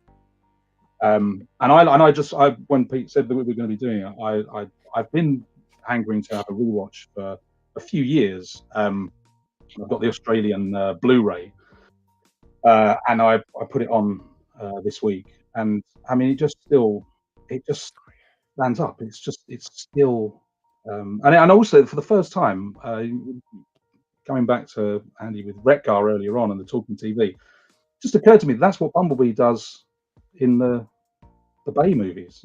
Yeah, I mean, it's radio, but mostly, but. So that it was when I watched it the other night, I kind of realized that. But it stands up for me, and the epic Optimus Prime. I think a lot of people disparage it because it killed off Optimus Prime, and it was they just killed him so they could sell toys from the new. I mean, yeah, but they also gave him that epic moment of just that fantastic, often repeated shot of him up in the air with that rifle, and every time there's a new Prime toy comes up. We saw it earlier on with the Yolo Park, I think. They have to put him in that position with the rifle facing towards the camera. It's iconic, and then the smashing the seat as he goes. Oh. I just love the shoelaces scene, with his tiny shoelaces, or something. He's the reason he sort of gets up to speak to Megatron, and that sort of pose. You're just thinking, wow. Yeah, that was cut, wasn't it? That's because they had the scene where Dirge attacked him from behind, and he grabs him, and the head smashes him into the ground, and then he gets back up from doing that. So when you see those scenes that were removed, that's a few people have. Or at least one person is animated again so that we could all see what it might have looked a bit like. That's what you see is Dirge attacking from behind, bang, and then I always wondered what he was rising up from, because he just seems to heroically. I just thought he was in a cure pose. Exactly. That's what you thought he was. But if I'm going to be my nemesis, I'm going to go, one shall stand, but I'll have to do it now. No, go on. Sorry, go on. Yeah, but I was just, the thing for me that really stands out is just the work that's in the art. Just from that opening sequence of Laserbeak flying and the factory and everything, it just looks so rich, and we'd never seen anything like that before, really, in the West at least. Yeah, that was it. It was just the things it done that I hadn't seen as a kid, and I was only like 6 or 7 at the time. But to see those sort of things and to see it almost tricks you, like it jars you straight away with like the planet being destroyed, and these robots you'd never seen before, and then it suddenly steps back to G1 Transformers, and Optimus Prime is there, and Laserbeak's there, and Megatron's spine. You're like, oh, it's back to an episode, and then suddenly you're on a war on Earth with all the Autobots against the Decepticons, with all these new characters being woven in, like Cup. It makes it like Cup's been there for years and years, and you feel that straight away. And Hot Rod's this new cool character. That I think it was Matt who said like that first 15 minutes of the show were outstanding. Like the things they've done with that. For me, like it's other stuff though. Like I don't think of anything I saw as a movie as a kid, which hit me as hard as that did, or that I would watch again today. And it's like a bit like the soundtrack as well. I've always been into metal. I just wonder how much did Transformers the movie influence me with my music as well, because I've always loved heavy metal ever since then. Listening to that and just stuff like Weird Al Yankovic doing his song, which I was watching the Weird Al movie the other day with Daniel Radcliffe. And I was thinking I'd never probably ever watched that or know who Weird Al was if I didn't watch the '86 movie. Loads of people saying like the soundtrack and the scores. Yeah, I don't like metal. I don't particularly like rock. I like orchestral movie scores. Have always been, even as a kid. That was, so I said, I've always been an old man. That's why. But that score, that soundtrack, those songs. I mean, yeah, I will listen to them over and over. They are brilliant songs. I was a bit worried. I do think when you look at the movie as well, the introduction, that first couple of minutes, is one of the hardest introductions to a kid's film you'd see, where you get this introduction of this incredible bad guy in Unicron. Who kids just running appears. around. Yeah, you see these little robotic kids on this planet, and just decimated. And they were supposed to be rock, which is where the names come from, like Arbalus, and which was going to be marble basically, and it was supposed to be rock, but apparently they heard it during production that GoBots were going to be doing Rock Lords, so they had to quickly change it all. But that introduction with the destruction of the planet, is it Lithone, and then just incredible, just such a start to a film. And then the music kicks in, and that, well, at least in the UK, we got that trip down that psychedelic tunnel, and then into the version, the Star Wars style scroll, because we had to have it all explained to us. Yeah, it was weird not to have that when I watched it the other night. Not to have that, and not to have Optimus Primal return at the end. It was a bit. Or the first time Spike said shit. This movie means stuff. And I was just thinking I could get it in more cinemas in America. It's incredible finding stuff out. I think when I look at Transformers the movie, it's like a Demolition Derby. It's a roller coaster of non-stop action. The way they just kept the momentum going, that one time just didn't seem enough, and it was amazing what they managed to fit into that. The thing I just find astounding is you go from a horrific opening, and you think, oh, I can come to something even more horrific, then horrific again, and then horrific again, and it's like they didn't stop the momentum at all. That was quite common in the 80s. When you watch a film like Gremlins, you can time that every 15 minutes there's a major story beat. It's literally every 15 minutes, and the 80s were so tight with their editing, so you get a really a roller coaster film, and you never have time to stop and breathe, and we don't have that now. And I think that's something we've lost. I think with films, films now 2.5, 3 hours long, it would be lovely. But a film that's 2.5 or 3 hours long, if you because in the 80s, an hour and a half was pretty much the standard. It's got to be really tightly edited, and I think it makes for a better film experience, personally. Yes, definitely. Oh, I think he's crashed. That's right. Oh, Jack, I think. Oh, I crashed. Oh, sorry, your camera had frozen. You're back. You're back. But I do think Transformers the movie, like you said, the people seem to have, the writers had integrity. There was a constant movement of the plot. It was constant action. It was horrific, but also it kept you on your seat.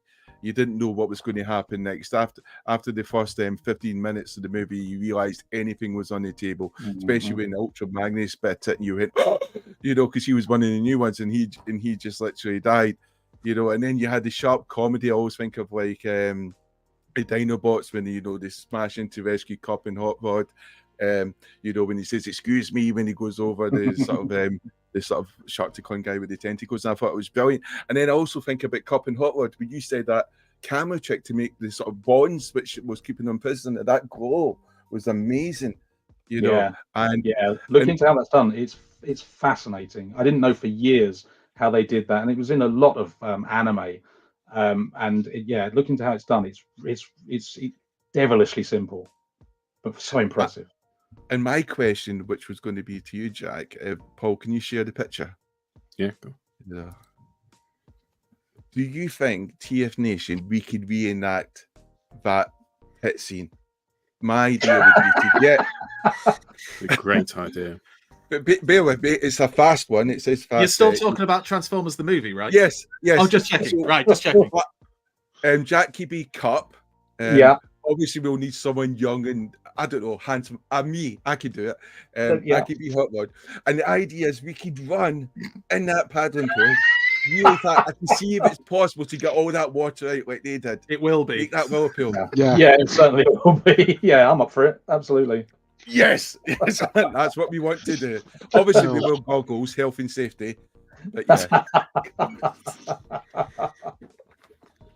Oh dear. Ian, Pete, come on, your thoughts. 86 movie. Was it just? Tell me something which tells me that it wasn't a toy commercial, because I think that's the easy go to sort of attack it. That it's a toy commercial. Say something. Well, I have made a couple of notes. He's thinking. Look, he's sitting back in his chair.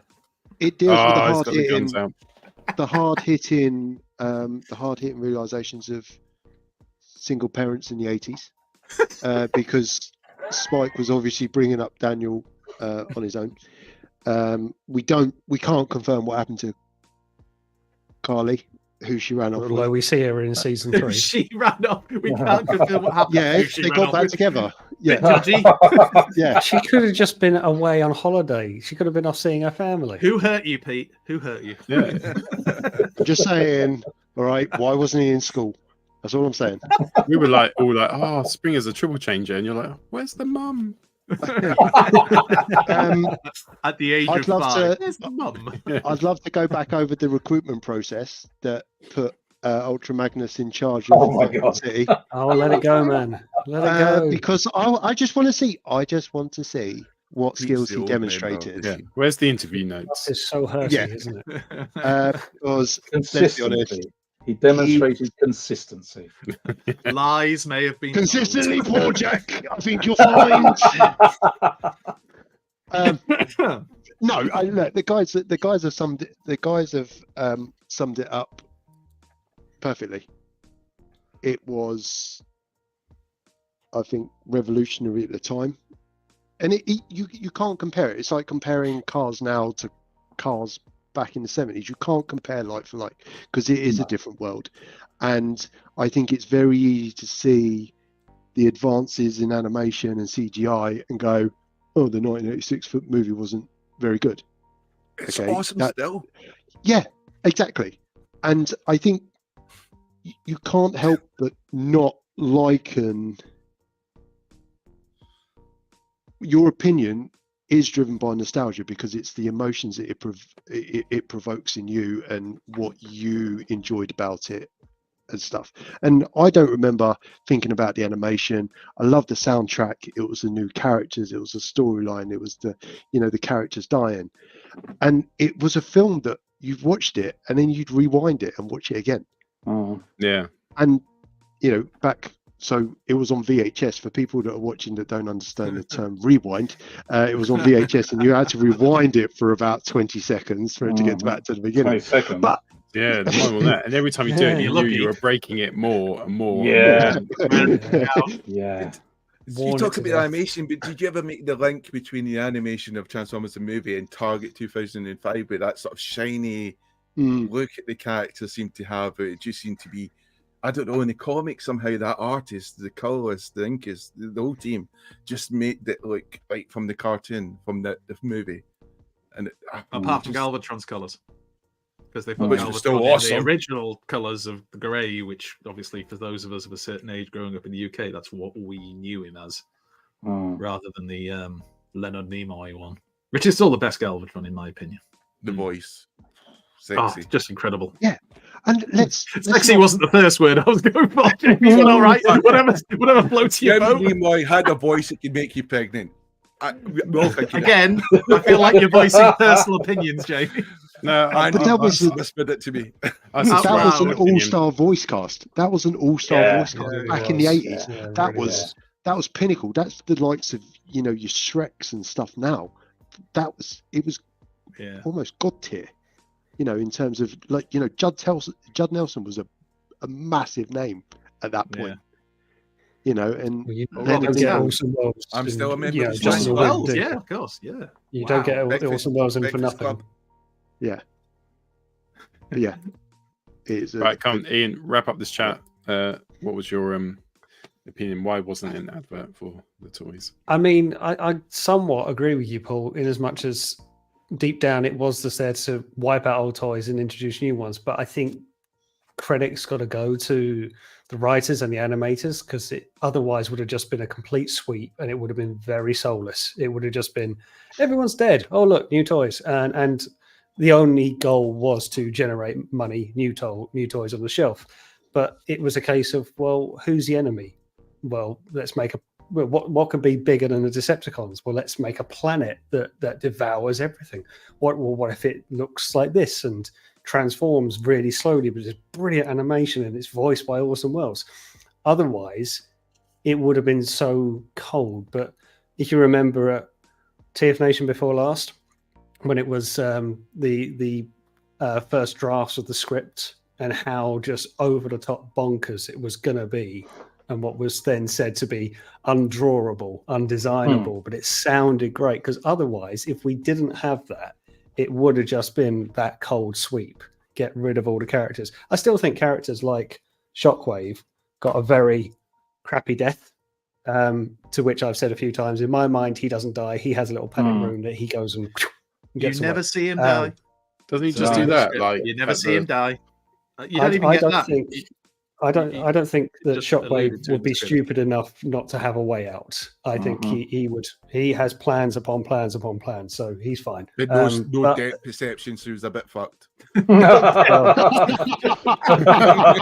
he's practically a computer, mate. What do you want? A one-eye Didn't see computer. unicorn coming, though, did he? An argument against survival. He couldn't see Tell you properly. what, so Springer wouldn't do a much better job, Pete. So calm your tits. But anyway, Can't drive a car.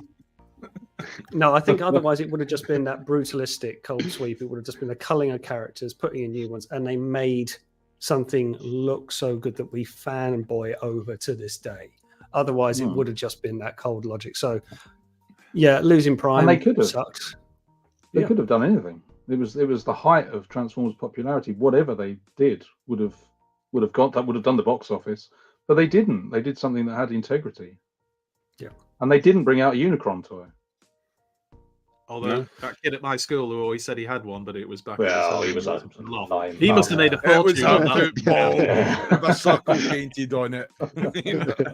I don't even think he went that far. I think he just lied. But when you think about Transformers the movie and like they say the deaths and stuff, when you look at the G1 comics, they basically like had myriad of Transformers just dying all the way through it, all getting taken offline. So there was nothing. So for us comic readers, we were hardened by the time we reached Transformers.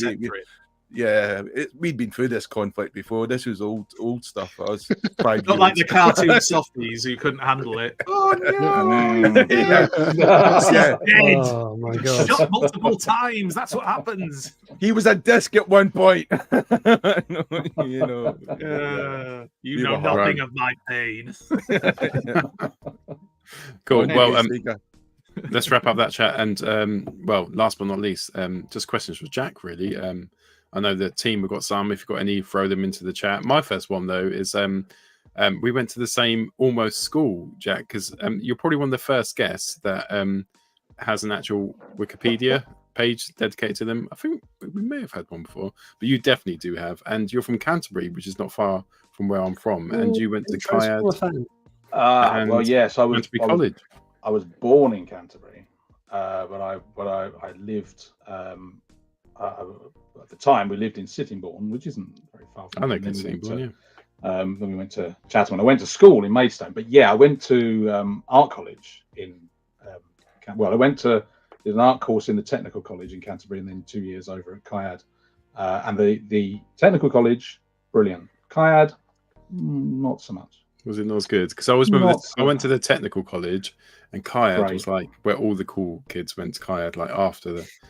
There, I remember wasn't one of sometimes those. get invited to disco. No, I mean I did a lot of hanging out in the student union was awesome, and at the time I was a smoker as well, and I was always sitting there with a cigarette in one hand and a bad coffee until 11 o'clock in the morning, and then it was a beer. And it just it was I don't know, the tech it was a bit more I don't know, it felt a bit more structured. Cogged was actually what made me kind of lose faith in art education, and I realized, because I known I wanted to be a comic artist, and only that since I was 13.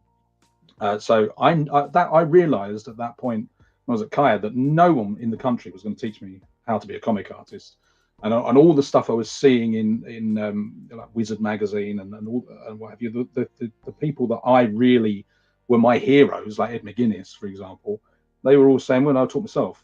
So I did I haven't got a degree. I just did the BTEC national at the time. Finished that, and I was like, okay, I'm going to get regular jobs. I'm going to teach myself, and that's what I did.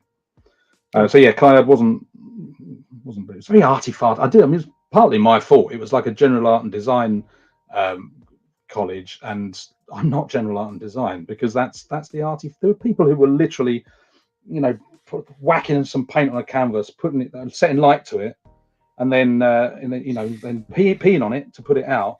There you go. There's your that's going to go on the wall at my end of year show. I mean, it's not... To be fair, I was very proud of that project, Jack. Well, I didn't care for it, Andy. I'm sorry. You should have seen the defecation one. That one was oh no idea. I smelled it.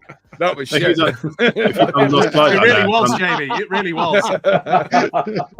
One normal panel at Lost Light, and then one crazy Cogged panel. One burnt piece. Yeah, and just push them and see what they say. Although some might say that was what I did anyway. No. All right, so open it up to the guys on the show for questions. Can I go first, if that's okay? Jamie, no, I'm joking. I've got user controls here. I can kick you out. Jack, I really enjoyed yours and James's panel, Lost Plots at TFN, just gone. It was Lost Plots, wasn't it? Yeah, I called it Lost Pilots. The thing I got said, Jack, can you do this panel? It's called Lost Pilots. The contract I signed said Lost Pilots. So I was on stage saying, "It's called Lost Pilots." Everyone was going, "That's not." Well, I like to do a double take on it, I must admit. But I really enjoyed it. I thought it was good hearing you and James talk on it. So I guess the question I got for the issues that you drew on as well, is there any particular story that you enjoyed doing that you felt was cut too short, that you felt maybe had a bit more legs to it? Yeah, Lost Light. Yeah, as a whole. Yeah, is there any It is the correct yeah. answer. I will agree. It was just.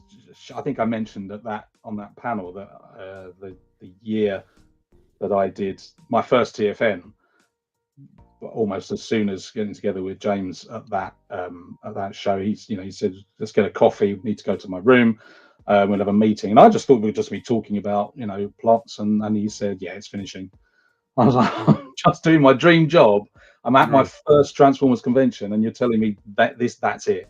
And that's all I'm." And in my mind, it was going to be that's all I ever do with Transformers. It didn't turn out to be that way. But yeah, and I think that well, we all know the Lost Plots. He talked about some of the stuff that he couldn't do. But there's a lot of stuff that he had that kind of got a bit truncated in order to fit it in. So yeah, it would be, and I'd still be drawing it now if they wanted me to. I think that, and I actually I'm not right now here, but I'm rereading More Than Meets the Eye again, and just for me, I am biased because before I was on Lost Light, More Than Meets the Eye was my favourite comic, and I'd gone from spending like £70 a month on comics, and I just gradually whittled them down to More Than Meets the Eye and Invincible, because those two comics gave me everything I needed in comics. And it's still, I got to the Chrome Dome Rewind's just been shot out, and then it's the kind of recap issue where it goes over and I was in bits again, just bawling my eyes out at that panel near the end. It's so powerful. That's brilliant and stuff. I'm seeing things that that I just his long form storytelling is just incredible. And there's a panel where Rung is touching. I can't even remember who it is now. He's touching someone. I just read it today. He's touching someone, and he says something like, I've seen a lot, or something. And I think, because you're Primus, and he knew that right from the off. When Red Alert sees the number, he's reading it backwards. That's issue 1, where we're introduced to Primus, and he just seeds those things that they mean nothing when you read it the first time through, and then when you go back, you're like, you absolute sneaky bastard. So I'd absolutely still be drawing it now and I'm like every TFN or every chance I get with James, I'm like niggling him. When are you going to do, not Transformers, but when are you going to do something for us to work together on? Every TFN, he goes, I'm getting the urge again, spending time with you. I'm getting hyped up, and I've learned to just not believe that. Hearing the two of you talk about all the stuff in the panels, the amount of stuff that ended up on the cutting room floor, my God, it could have gone on. And when he was talking about it, I just thought there's stuff that I forgot about, and I read it religiously, and then I just thought, oh God, I forgot that. And like you say, it's so dense tapestries that's woven. It's a whole universe of stuff for what is only a handful of characters. It's so many directions.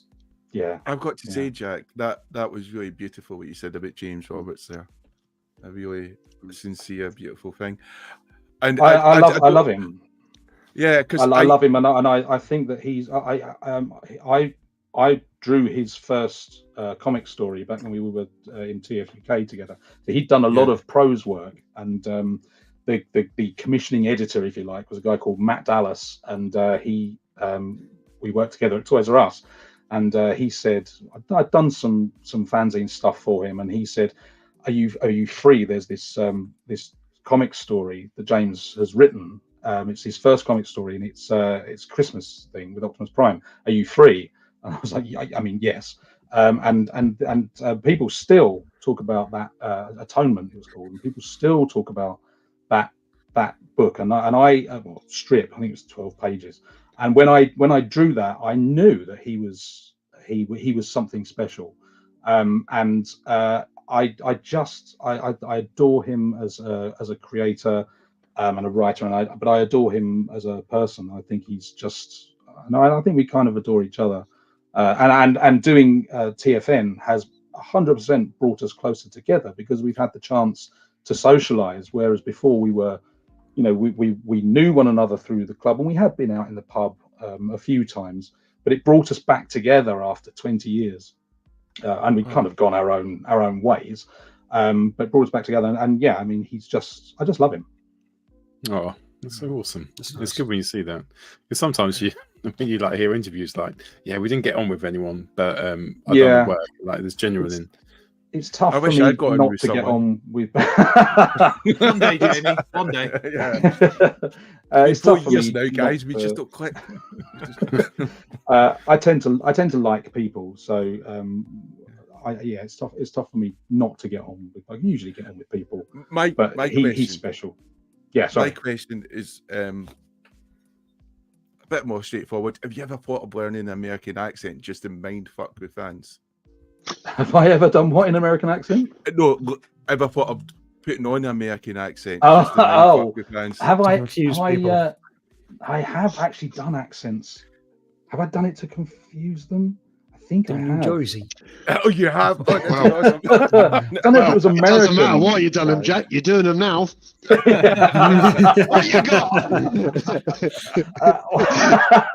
Well, I'd probably go some kind of that. If I was pretend to be American, I'll probably do that kind of thing because that's easy to do because it's really broad. If you do something really broad, but I tend to, if I'm at a British convention, I'll do something like who are you? And it's bordering. James tells it bordering on racist, but I'm a D&D player. I'm a D&D player, so and a DM, so I'm constantly doing different accents. So sometimes I pull them out. Usually Right. it's when I'm talking about D&D, because if you see another D&D player, they're like, "Oh, who's your character?" And I immediately go, "Oh, it's wee little Cad Buckthorn, my halfling bard."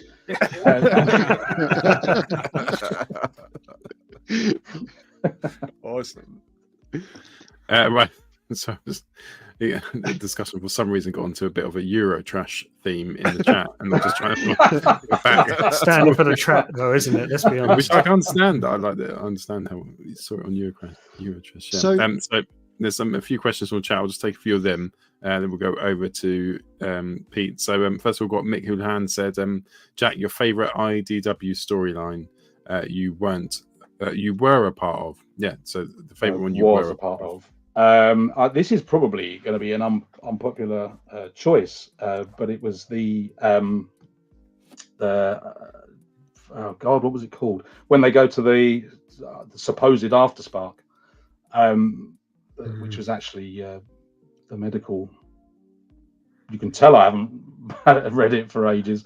That whole thing where they all think they're going to be taken off to the Afterspark, and Rodimus does the shouting at God thing. I just it was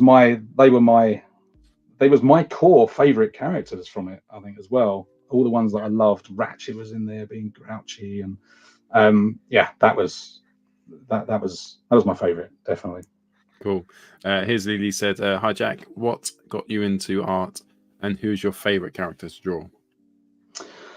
Wow. What got me into art was that it's just part of me. I say that because I can't remember. My mum's gone now, but she would always tell the story that my first recognizable drawing was when I was 18 months old, and it was a Batmobile. And there was prior to that, I was way younger, and I'd taken a sheet of paper and a black crayon, and I'd just covered this black piece of paper, this sheet of paper, blank sheet of paper, with this black crayon, and I'd left a perfect square down in the corner. And she said to my dad, "We need to take him to the doctor, because I think we've got a psychopath, and I just want to. I think we need to start getting things underway." And she did. She took it to a nurse, and this nurse looked at it and said, "No, you've got nothing to worry about, but he is going to be an artist." So she knew. So I've from way before I could remember, I was drawing, and I haven't. At no point in my childhood did I not have a pencil in my hand. I had no friends, and that's I had one friend. Now, largely, a big part of that is growing up gay in the 80s. It was very difficult to forge friendships, because you were constantly hearing things that were very hateful about you, and you thought, well, I can't be friends with you, because if you find out, it's going to be, I'm going to be heartbroken. So I think in a lot of ways I retreated into art, and I was always in my room drawing, or wherever we were, I was drawing. So I just naturally honed it just by repetition, which is what I always say to youngsters. If you want to get good, just draw. My favorite character to draw, I mean, that changes all the time. At the moment, probably Boimler from Lower Decks, because I've just finished working on 2 issues of Lower Decks for IDW. So there's something very satisfying about drawing him. I don't think my favorite character of all the characters, I don't think my favorite character to draw would ever be a Transformer, because while I love the end result, I don't necessarily love the process to get to that end result, because it's arduous, and only in terms of the time that it takes. Like, a quick cartoony drawing is a very different prospect to a Transformer, and it's not that I find them difficult to draw. They just do take a long time, and I don't want anything to be. You've all seen my line art.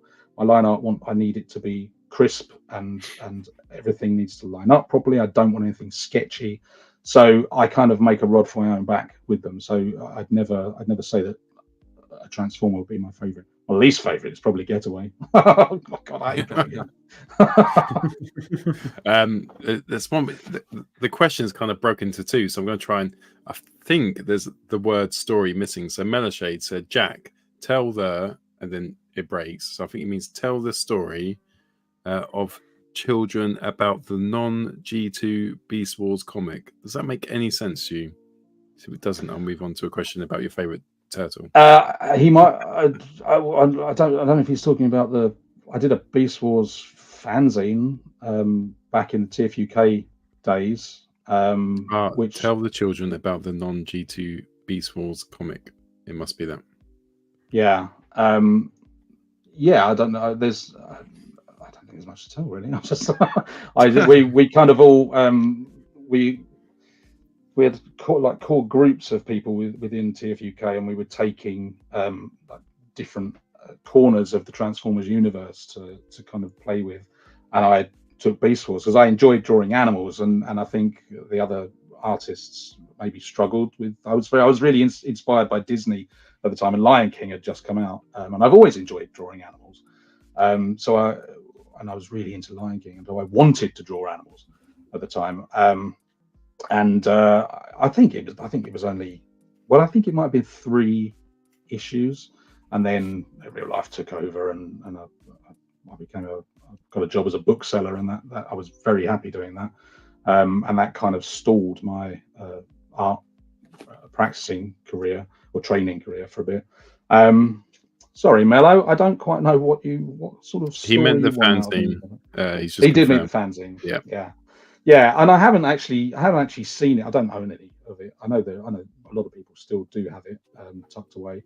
I think that was the first time that I was aware of Mellowshade as being someone who appreciated my work. Was in 2001. We were on. I was a member of the Allspark at the time, and he posted to that quite a lot. So I'd seen him posting, but then he the big fanzine we did for 2001 Transforce Con. There I did a Beast Machines story in that with dinosaurs, the Dinobots, and he said lovely things about it on the Allspark, I appreciate that. I thought he was American. Some of the language he used made me think he was American. And then I met him. He's a Warhammer player. Yeah, I know. I met him properly last. I had met him before, but I met him properly to actually chat with last year, and that was when I would put the face to the name, because I know a lot. I know people's faces. I know their online handles, and it frustrates me how often I don't put those together. I think everyone should have a badge. But meeting him, and putting that together and realizing that he wasn't indeed American, and then he got me into buying bloody Warhammer again. Yeah. Do you know what annoys me? It's like Mellowshade's a good example. Mellowshade and then Spiderfather, 2 bloody different monikers they use. Yes, yeah. And you got some people use feet, and you're like, what? Don't get us started on Robot Cop. My God. Oh God, Lord, we can't get started on Robot Cop. Pete, go on. Pete's been bursting for a question. Go for it. You obviously, get to draw Transformer comics professionally, and it must have been like a dream job, and that you thought you'd cracked it, right? That the heart was full and stuff. Did you, when you're doing it, do you know how big it is? It's obviously big for you, but you and James and and Barbara and stuff, you were part of something really fucking big. Yeah, it was tough. It was tough though. I before I was on issue 2 before issue 1 came out, and I absolutely knew how big it was, and I had a panic attack doing issue 2 because I felt the weight of it just crushing down on me, and I'd started to feel it coming on, and I think I'd had one panic attack before, so I kind of knew. And my husband happened to come in the door from work at that exact time. And he was like, just put his bag down. You're right. And I was starting to go. And he's first aid trained. He immediately rushed over. He said, sit on the sofa, get your head between these. He didn't know what it was all about. And then when I came to, I said, I love that I'm on this. And I love working with James, but the weight of this is it's heavier than anything. I know, I've been working in the industry since 2003, but I knew what the fandom was like, and I hadn't worked on anything that had the potential for vitriol that this fandom has, and it weighs on you. It really does. And when the issues were coming out, I would see stuff that was really just soul destroying. It was horrible. It was really, really horrible. And that took a while to kind of get used to. And I in fact, when the new one started, 2019, when they kind of relaunched, I thought, right, I'm going on to the things, because there's a lot of new artists coming on board, and if I see, or when I see the stuff that they said about me, that's when I'm gonna step in and say, Your stuff's amazing. Don't do that. Don't do that. Yeah. But what I saw was people saying, I don't really like it, but at least it's better than Jack Lawrence. Oh no! Oh, yeah. no, I was like, right, log off. No. Log off. You know, that's the one thing I mean- hate about social media, is that comments are set in stone. You know, once it's written there, you could just read it again and again. You start to imagine the tone, and then suddenly you see the worst possible version. So it's a bad comment to begin with. Yeah. You know, just I think the thing magnifies is it. that it's a weird thing, and logically, I'd tell myself this every single time I saw it happen. The positive voices far outweighed the negative, but we always kind of dwell on the negative, which is a human failing, I think. But yes, there was, and then I think it was my first TFN. I think someone came up to me in the bar and handed me this little square white book and said, "We've made this for you," and it was a properly bound little book, and on the front it was candid compliments for Jack Lawrence, and all the way through it's stuff, really lovely stuff about me from their private Discord that they just wanted to share with me. wow. So I think, okay, I've only seen the stuff that people are putting publicly, but actually this proves that there's this lovely kind of section. Well, I think the majority of the fandom, just really lovely people, and that's who you see. I mean, we all know that's who you see at TF Nation. Yeah, definitely. Just very quickly, you could just say something like, I haven't seen any negative comments for your work, Transformers or otherwise. If anything, I've just seen nothing but revenants, and quite frankly, that's all there is. That you do tremendous work, and thank you. I think it's just such a damn shame for anyone just to go online and immediately hate something for the effort that you put into it. I've enjoyed your stuff so much, and I haven't come across anything to that effect. So a minority, like you say, it gets quickly quashed out by the praise of others. But my question would be, Jack, is do you think it's got better on social media now, but maybe the fandom's got more positive? I think it probably has, actually, and I think that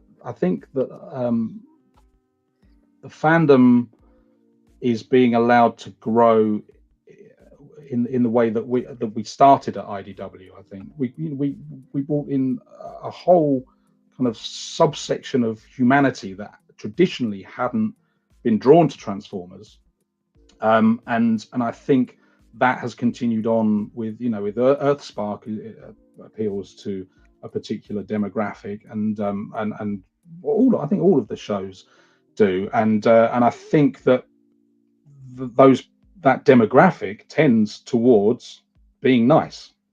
So I think that the nasty voices, I think, now know where they can do that, and that's probably on forums where they're with like-minded, and it'll be an echo chamber probably. But I think social media has, I don't see. Well, I never know if it's because my social media is curated or not, though, because I the Star Wars fandom is horribly toxic, can be horribly toxic. But I've got Star Wars blocked on my block list for words, because I'm a Star Wars fan, and I do it because I don't want, number one, I don't want spoilers, but I also don't want to see all the bullshit. So I don't know. I hope that it's nicer. It certainly seems to be nicer, Whether I that's have because it's, for GoBots me, it's an as my bot list for different reasons, not as noble as yours. But Oh, don't set the GoBots fans up again, No, Jay. Jesus, no. we've had that this week. Let's not do it again. All three of them. Exactly, but they were angry, though. Well, the one They were angry. All three of them. old age gets them eventually. We can only hope. Whoever's sharing screen, can they just go back just one panel? Yes. Whoever that was. Yes, I can. I love that top right, Ratchet and Rodimus. I always remember that. I hear the aspiration, like, no, he's screaming, and that look on Ratchet's face of just really. That was it was important to me to because for me the big draw to Transformers, even when I was a kid, the big draw was always the emotion, and it was the bio cards really was what drew me in. Buddy Ansky's pros on the bio cards. So and that was all about emotion, and that's what I wanted to show. I wanted body language, and I like to be able to show and it's what a character is thinking with their shape, with their face. They're humanoid, though, really, aren't they? I mean, we think of them as robots, but the way they were written, even in the 80s, was as human characters. And one of the wonderful things about More Than Meets the Eye and Lost Light was that you read it and it felt like a human story. You really connected with the characters, and you recognized elements, or I recognized elements of myself in it. From those three panels, that's a high reading age, which is almost like me, Bob Ansky did in the original G1 comics. Yeah. Oh, Swerve. He never had a good time, did he? I love the look on his face, though, the look of sheer panic. I get the same look when somebody comes back from the bar with shots. It's just like, no, run away. I just love how clean cut it is. You know, it just thank you. It's just so good, and and I try to do that with my toy photography. Nothing like your level, nowhere near that. And I sometimes think because I try to do that, I make it more difficult for myself as well. I try to make things that all in a sort of a focus, or the focus that makes sense to me, like closer to you would be in focus rather than, and anything in the distance would be out of focus. And so I think it's my personal feeling. It's only ever a good thing if you make things difficult for yourself. You're the only person you should be in competition with, as far as I'm concerned. I know a lot of artists are in competition with one another, and I'm like, I can't be bothered with that. I'm the only person I need to compete with. Oh, that's epic. I love that. For all the Mirage fans, R.I.P. Will you make Star Saber evil? I love it. Star Saber just going on a bit of a rampage. Why not? Amazing. Why not? I know that'll set some of the fanboys up as well. That was really difficult to achieve. Well, what James I think James actually wanted the slash and then both halves of Mirage being either side of Star Saber. I'm sure I drew that, and it didn't work given the I think it's still a 6-panel page, it was one of the few times where I had to email him and say, can I do this instead? And he was always like, he was like, yeah, you're the artist. If you think it looks better that way, or if that's the way you need to do it. But it was a tough one to do. As a lot of people have already asked some of my questions, I have to ask. You mentioned that Getaway was the one that you hated or disliked drawing the most. Who was the Transformer that you could say you kind of enjoyed drawing the most, or maybe was your favorite at least? Yeah, I think I've over-egged the pudding with how much I don't. It's not that I don't like drawing them. It was in that context of being a favorite character to draw. It wouldn't be a Transformer, but I do love drawing Transformers. My favorite to draw is and to this day is Rodimus, which is brilliant because I get commissioned to draw him so often. But he's I adapted Alex's design to fit with my style more, but he's cheeky, and you can do things with him, do a thumbs up, and everyone's like, oh yeah, that's Rodimus, that's really cool. So yeah, definitely Rodimus is my favorite Transformer to draw. Ben Williams asked, are you reading the new Transformers comics? I think, Jamie, you're reading it, aren't you? And Pete, and controversially, possibly controversially, I read the first 2 issues, and it's not for me. I love that it's so popular. I love that it exists, and there's certainly no sour grapes about it, and because that was my fear. Like, am I not enjoying this because it's sour grapes? But it's not, because I don't particularly want to be drawing Transformers comics anymore, unless it was Lost Light. But yeah, it's not what I want from a Transformers story. Possibly because I've already had that. So you would never do a crossover of Transformers and the Care Bears? I would absolutely do crossover Transformers and the Care Bears if they wanted me to. I absolutely would. Yeah. That was a leading question. Talking of crossovers, Drew C4 Dark Main asks, have you drawn any Warhammer tanks? Like, the Warhammer artists are insane. Like, I just love the Warhammer artists because they're so crazy what they do. Do you ever just sit there and think of something you love, like Warhammer, and just empty it out onto a page? And doing that, have you ever done a Transformer Warhammer? No. I can't imagine drawing a tank. I can't imagine ever drawing a tank for fun.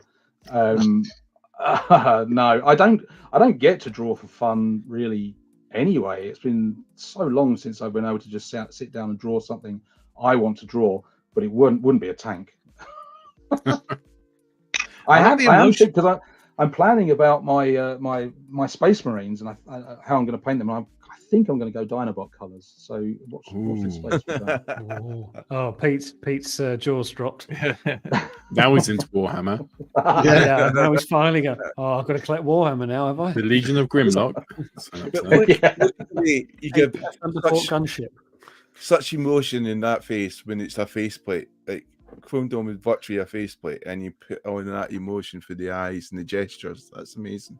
People say that a lot. I mean, it is. There are little tricks that I use with them about angles of things on the mask, just to suggest, and your brain puts it together. Like Tailgate or Brainstorm. Actually, more usually Brainstorm. When Brainstorm's smiling. People have said to me, how have you made him look as if he's smiling? Yeah. Because he's just got a faceplate. I said, well, if you look at all of these lines are angled up, where as if they were a smile, and they go, I didn't notice. Your brain does, so it's just it's manipulating people's brains. So you're a Brainstorm magician. Brainstorm has loads of like panels where his emotion really comes across, even though he's giddy most of the time because he's thinking at 100 miles an hour. But I always loved him in the panels. You made a fairly emotionless character come to life. Thank you. I just wonder if that's why I've got. Oh, sorry. So that's right. I was going to ask because I know you worked on 2000 AD and Judge Dredd, which were the comics that I loved as a kid. What did you love reading when you were a kid? Transformers, the UK book. I got most of. I came into it a little bit late. I think around issue 36. But I was a Marvel fan for a long time, really. No, for a short time, but it felt like a long time. It feels like a long time when you're a kid. So X-Men, I was a big X-Men fan, and I've kind of tried to rediscover it, but it's not the same as it was in the 80s and 90s. That's my era, and I kind of think, well, it's done. So yes, X-Men, Spider-Man. And what was it like? I really loved. Sorry, go on. I was going to say I really loved the Zoids, UK Zoids comic. That was amazing. That was Thingy wrote that, didn't he? I can't remember his name. Big name writer. Working on the magazine, that was great actually. My favourite was Field Trip with the City Death out in the Cursed Earth. And that really divided opinion as well. So I did it in quite a cartoony way, as if it was like an animated show. Some people really responded well to it, and some people didn't. But I got to draw dinosaurs for that. Yeah. Brilliant. And Tony Lee at LFCC this year, he said that someone had said to him, "Oh, you wrote the first trans character in such and such for 2000 AD or magazine," and he said, "Oh yeah, that's interesting." And then he went away and he said, "No, I didn't." And he went back. He said, "Jack and I did it for City Death." So City Death had the first trans character in 2000 AD. That's something I'm quite proud of. That is But awesome.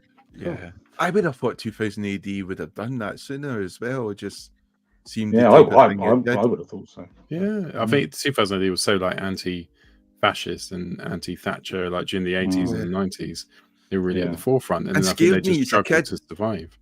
Some of the stories were like, oh, God, you're giving me nightmares. Oh, my first story for it was for 2000 AD, which was Grant Morrison. Grant Morrison, that was it. It was the off ramp by Dan Abnett, and it was Sinister Dexter. It was just a traffic jam. It was brilliant. I'm friends with Dan to this day.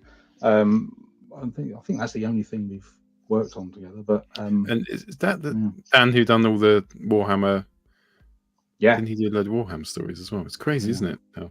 Yeah, it all interlinks. I could dive into Warhammer and 2000 AD for the rest of the night, but I'm wary we're in the Transformers show. So from the host, is there any more questions? I always think I've always loved the idea of Care Bears set in a 2000 AD setting. You know, you know, I'm a big Care Bear fan, which is a hard thing to do in Glasgow, but I did it. It was a source of much consternation to my father that I was my father was a very straight man, and he did not like it that I liked Care Bears, but I was absolutely obsessed with Grumpy Bear for a long time. I got me Lynn Grumpy Bear. She's got one. She already had one, Jamie. Don't you worry about it. It was always as a kid. It was always like Cup, and it was always the grumpy, like Grouchy Smurf was my favorite Smurf. A Grumpy Bear, and anyone who was a bit cloud in the rain. Everyone was a little bit miserable. I loved them. I identified with them. I was like, yeah. And Andy, you've been very quiet. You must have some questions for the legendary Lawrence.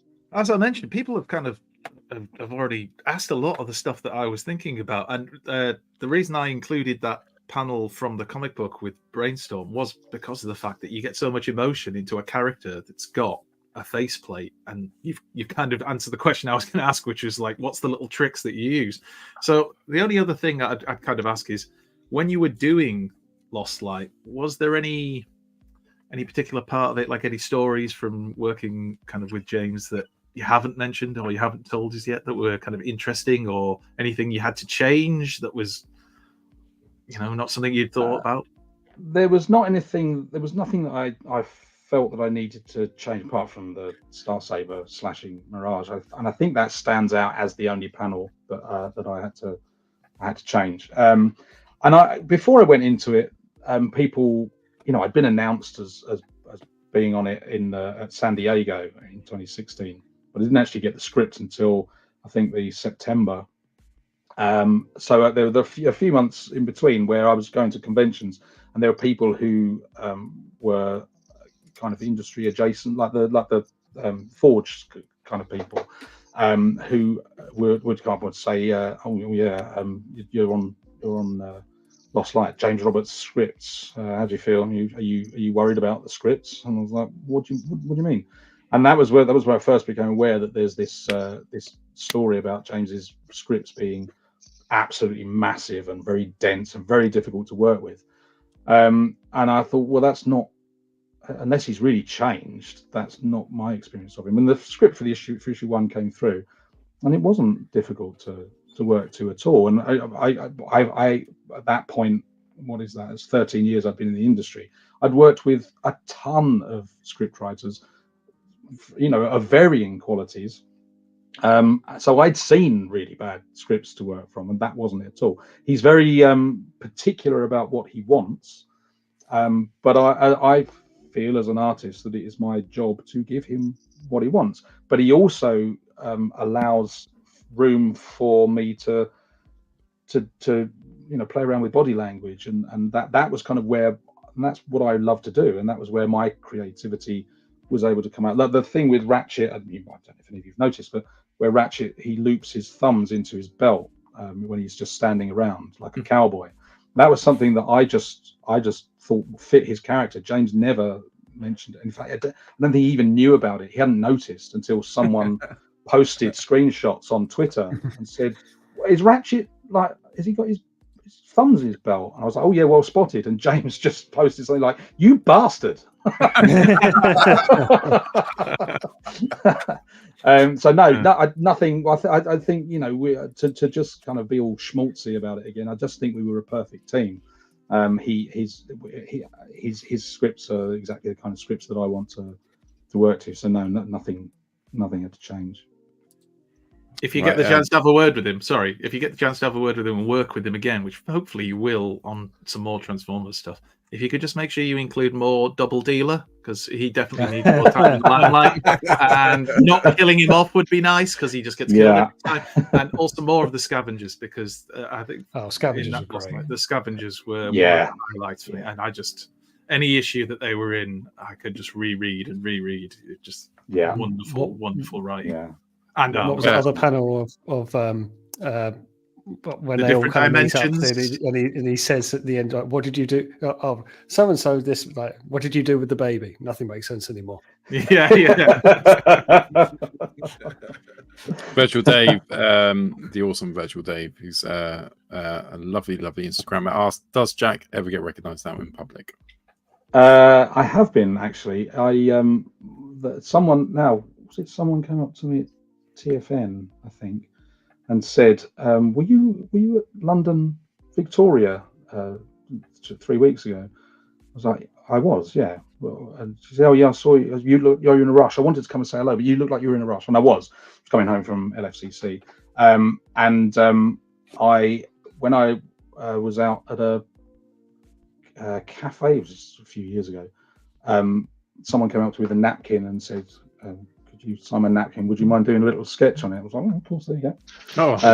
So yeah, I think social media makes it. My face is my profile pic, and that's everywhere, Instagram and Facebook or whatever. So I think that makes things easier. It certainly doesn't happen a lot, but yeah. And I think I've been in Forbidden Planet, and I've thought, I think I've kind of felt a bit like there's whispering and. So I think, are you? Yeah, are you to recognise me, or have I got bog roll hanging out of my pants? 50% of the time they've recognised Yeah. That's awesome. Listen, we've stolen away bloody hell, 2 hours 46 of your time. Thank you so much. 2 hours to go. 2 hours to go. Yeah, 2 more hours, Jack, and then you're done. That's probably one of the longest shows we've ever done. But I feel it was really good. So thank you for joining. Well, thank you. Guys, anything else left from the 4 of my co-hosts? I hope you come back, Jack. We've got to let Jack go. Yeah, we'd love to have Jack back. Let him go. I'm not going to say Jamie, leave the cages. Yeah. But I hope you come back. I'll come back soon, Jack. You're always welcome. Lovely to have you back on again, Jack. Thank you. I'd love to. Lovely talking to you. It's been lovely to We are doing a 24-hour show, actually, which will break us. But we are going to invite people on for like 20 minutes at a time. Right. Thanks so much for coming on. Head to Transformers Show UK on Facebook and hook up with us there. Thanks for watching, and we'll see you next week.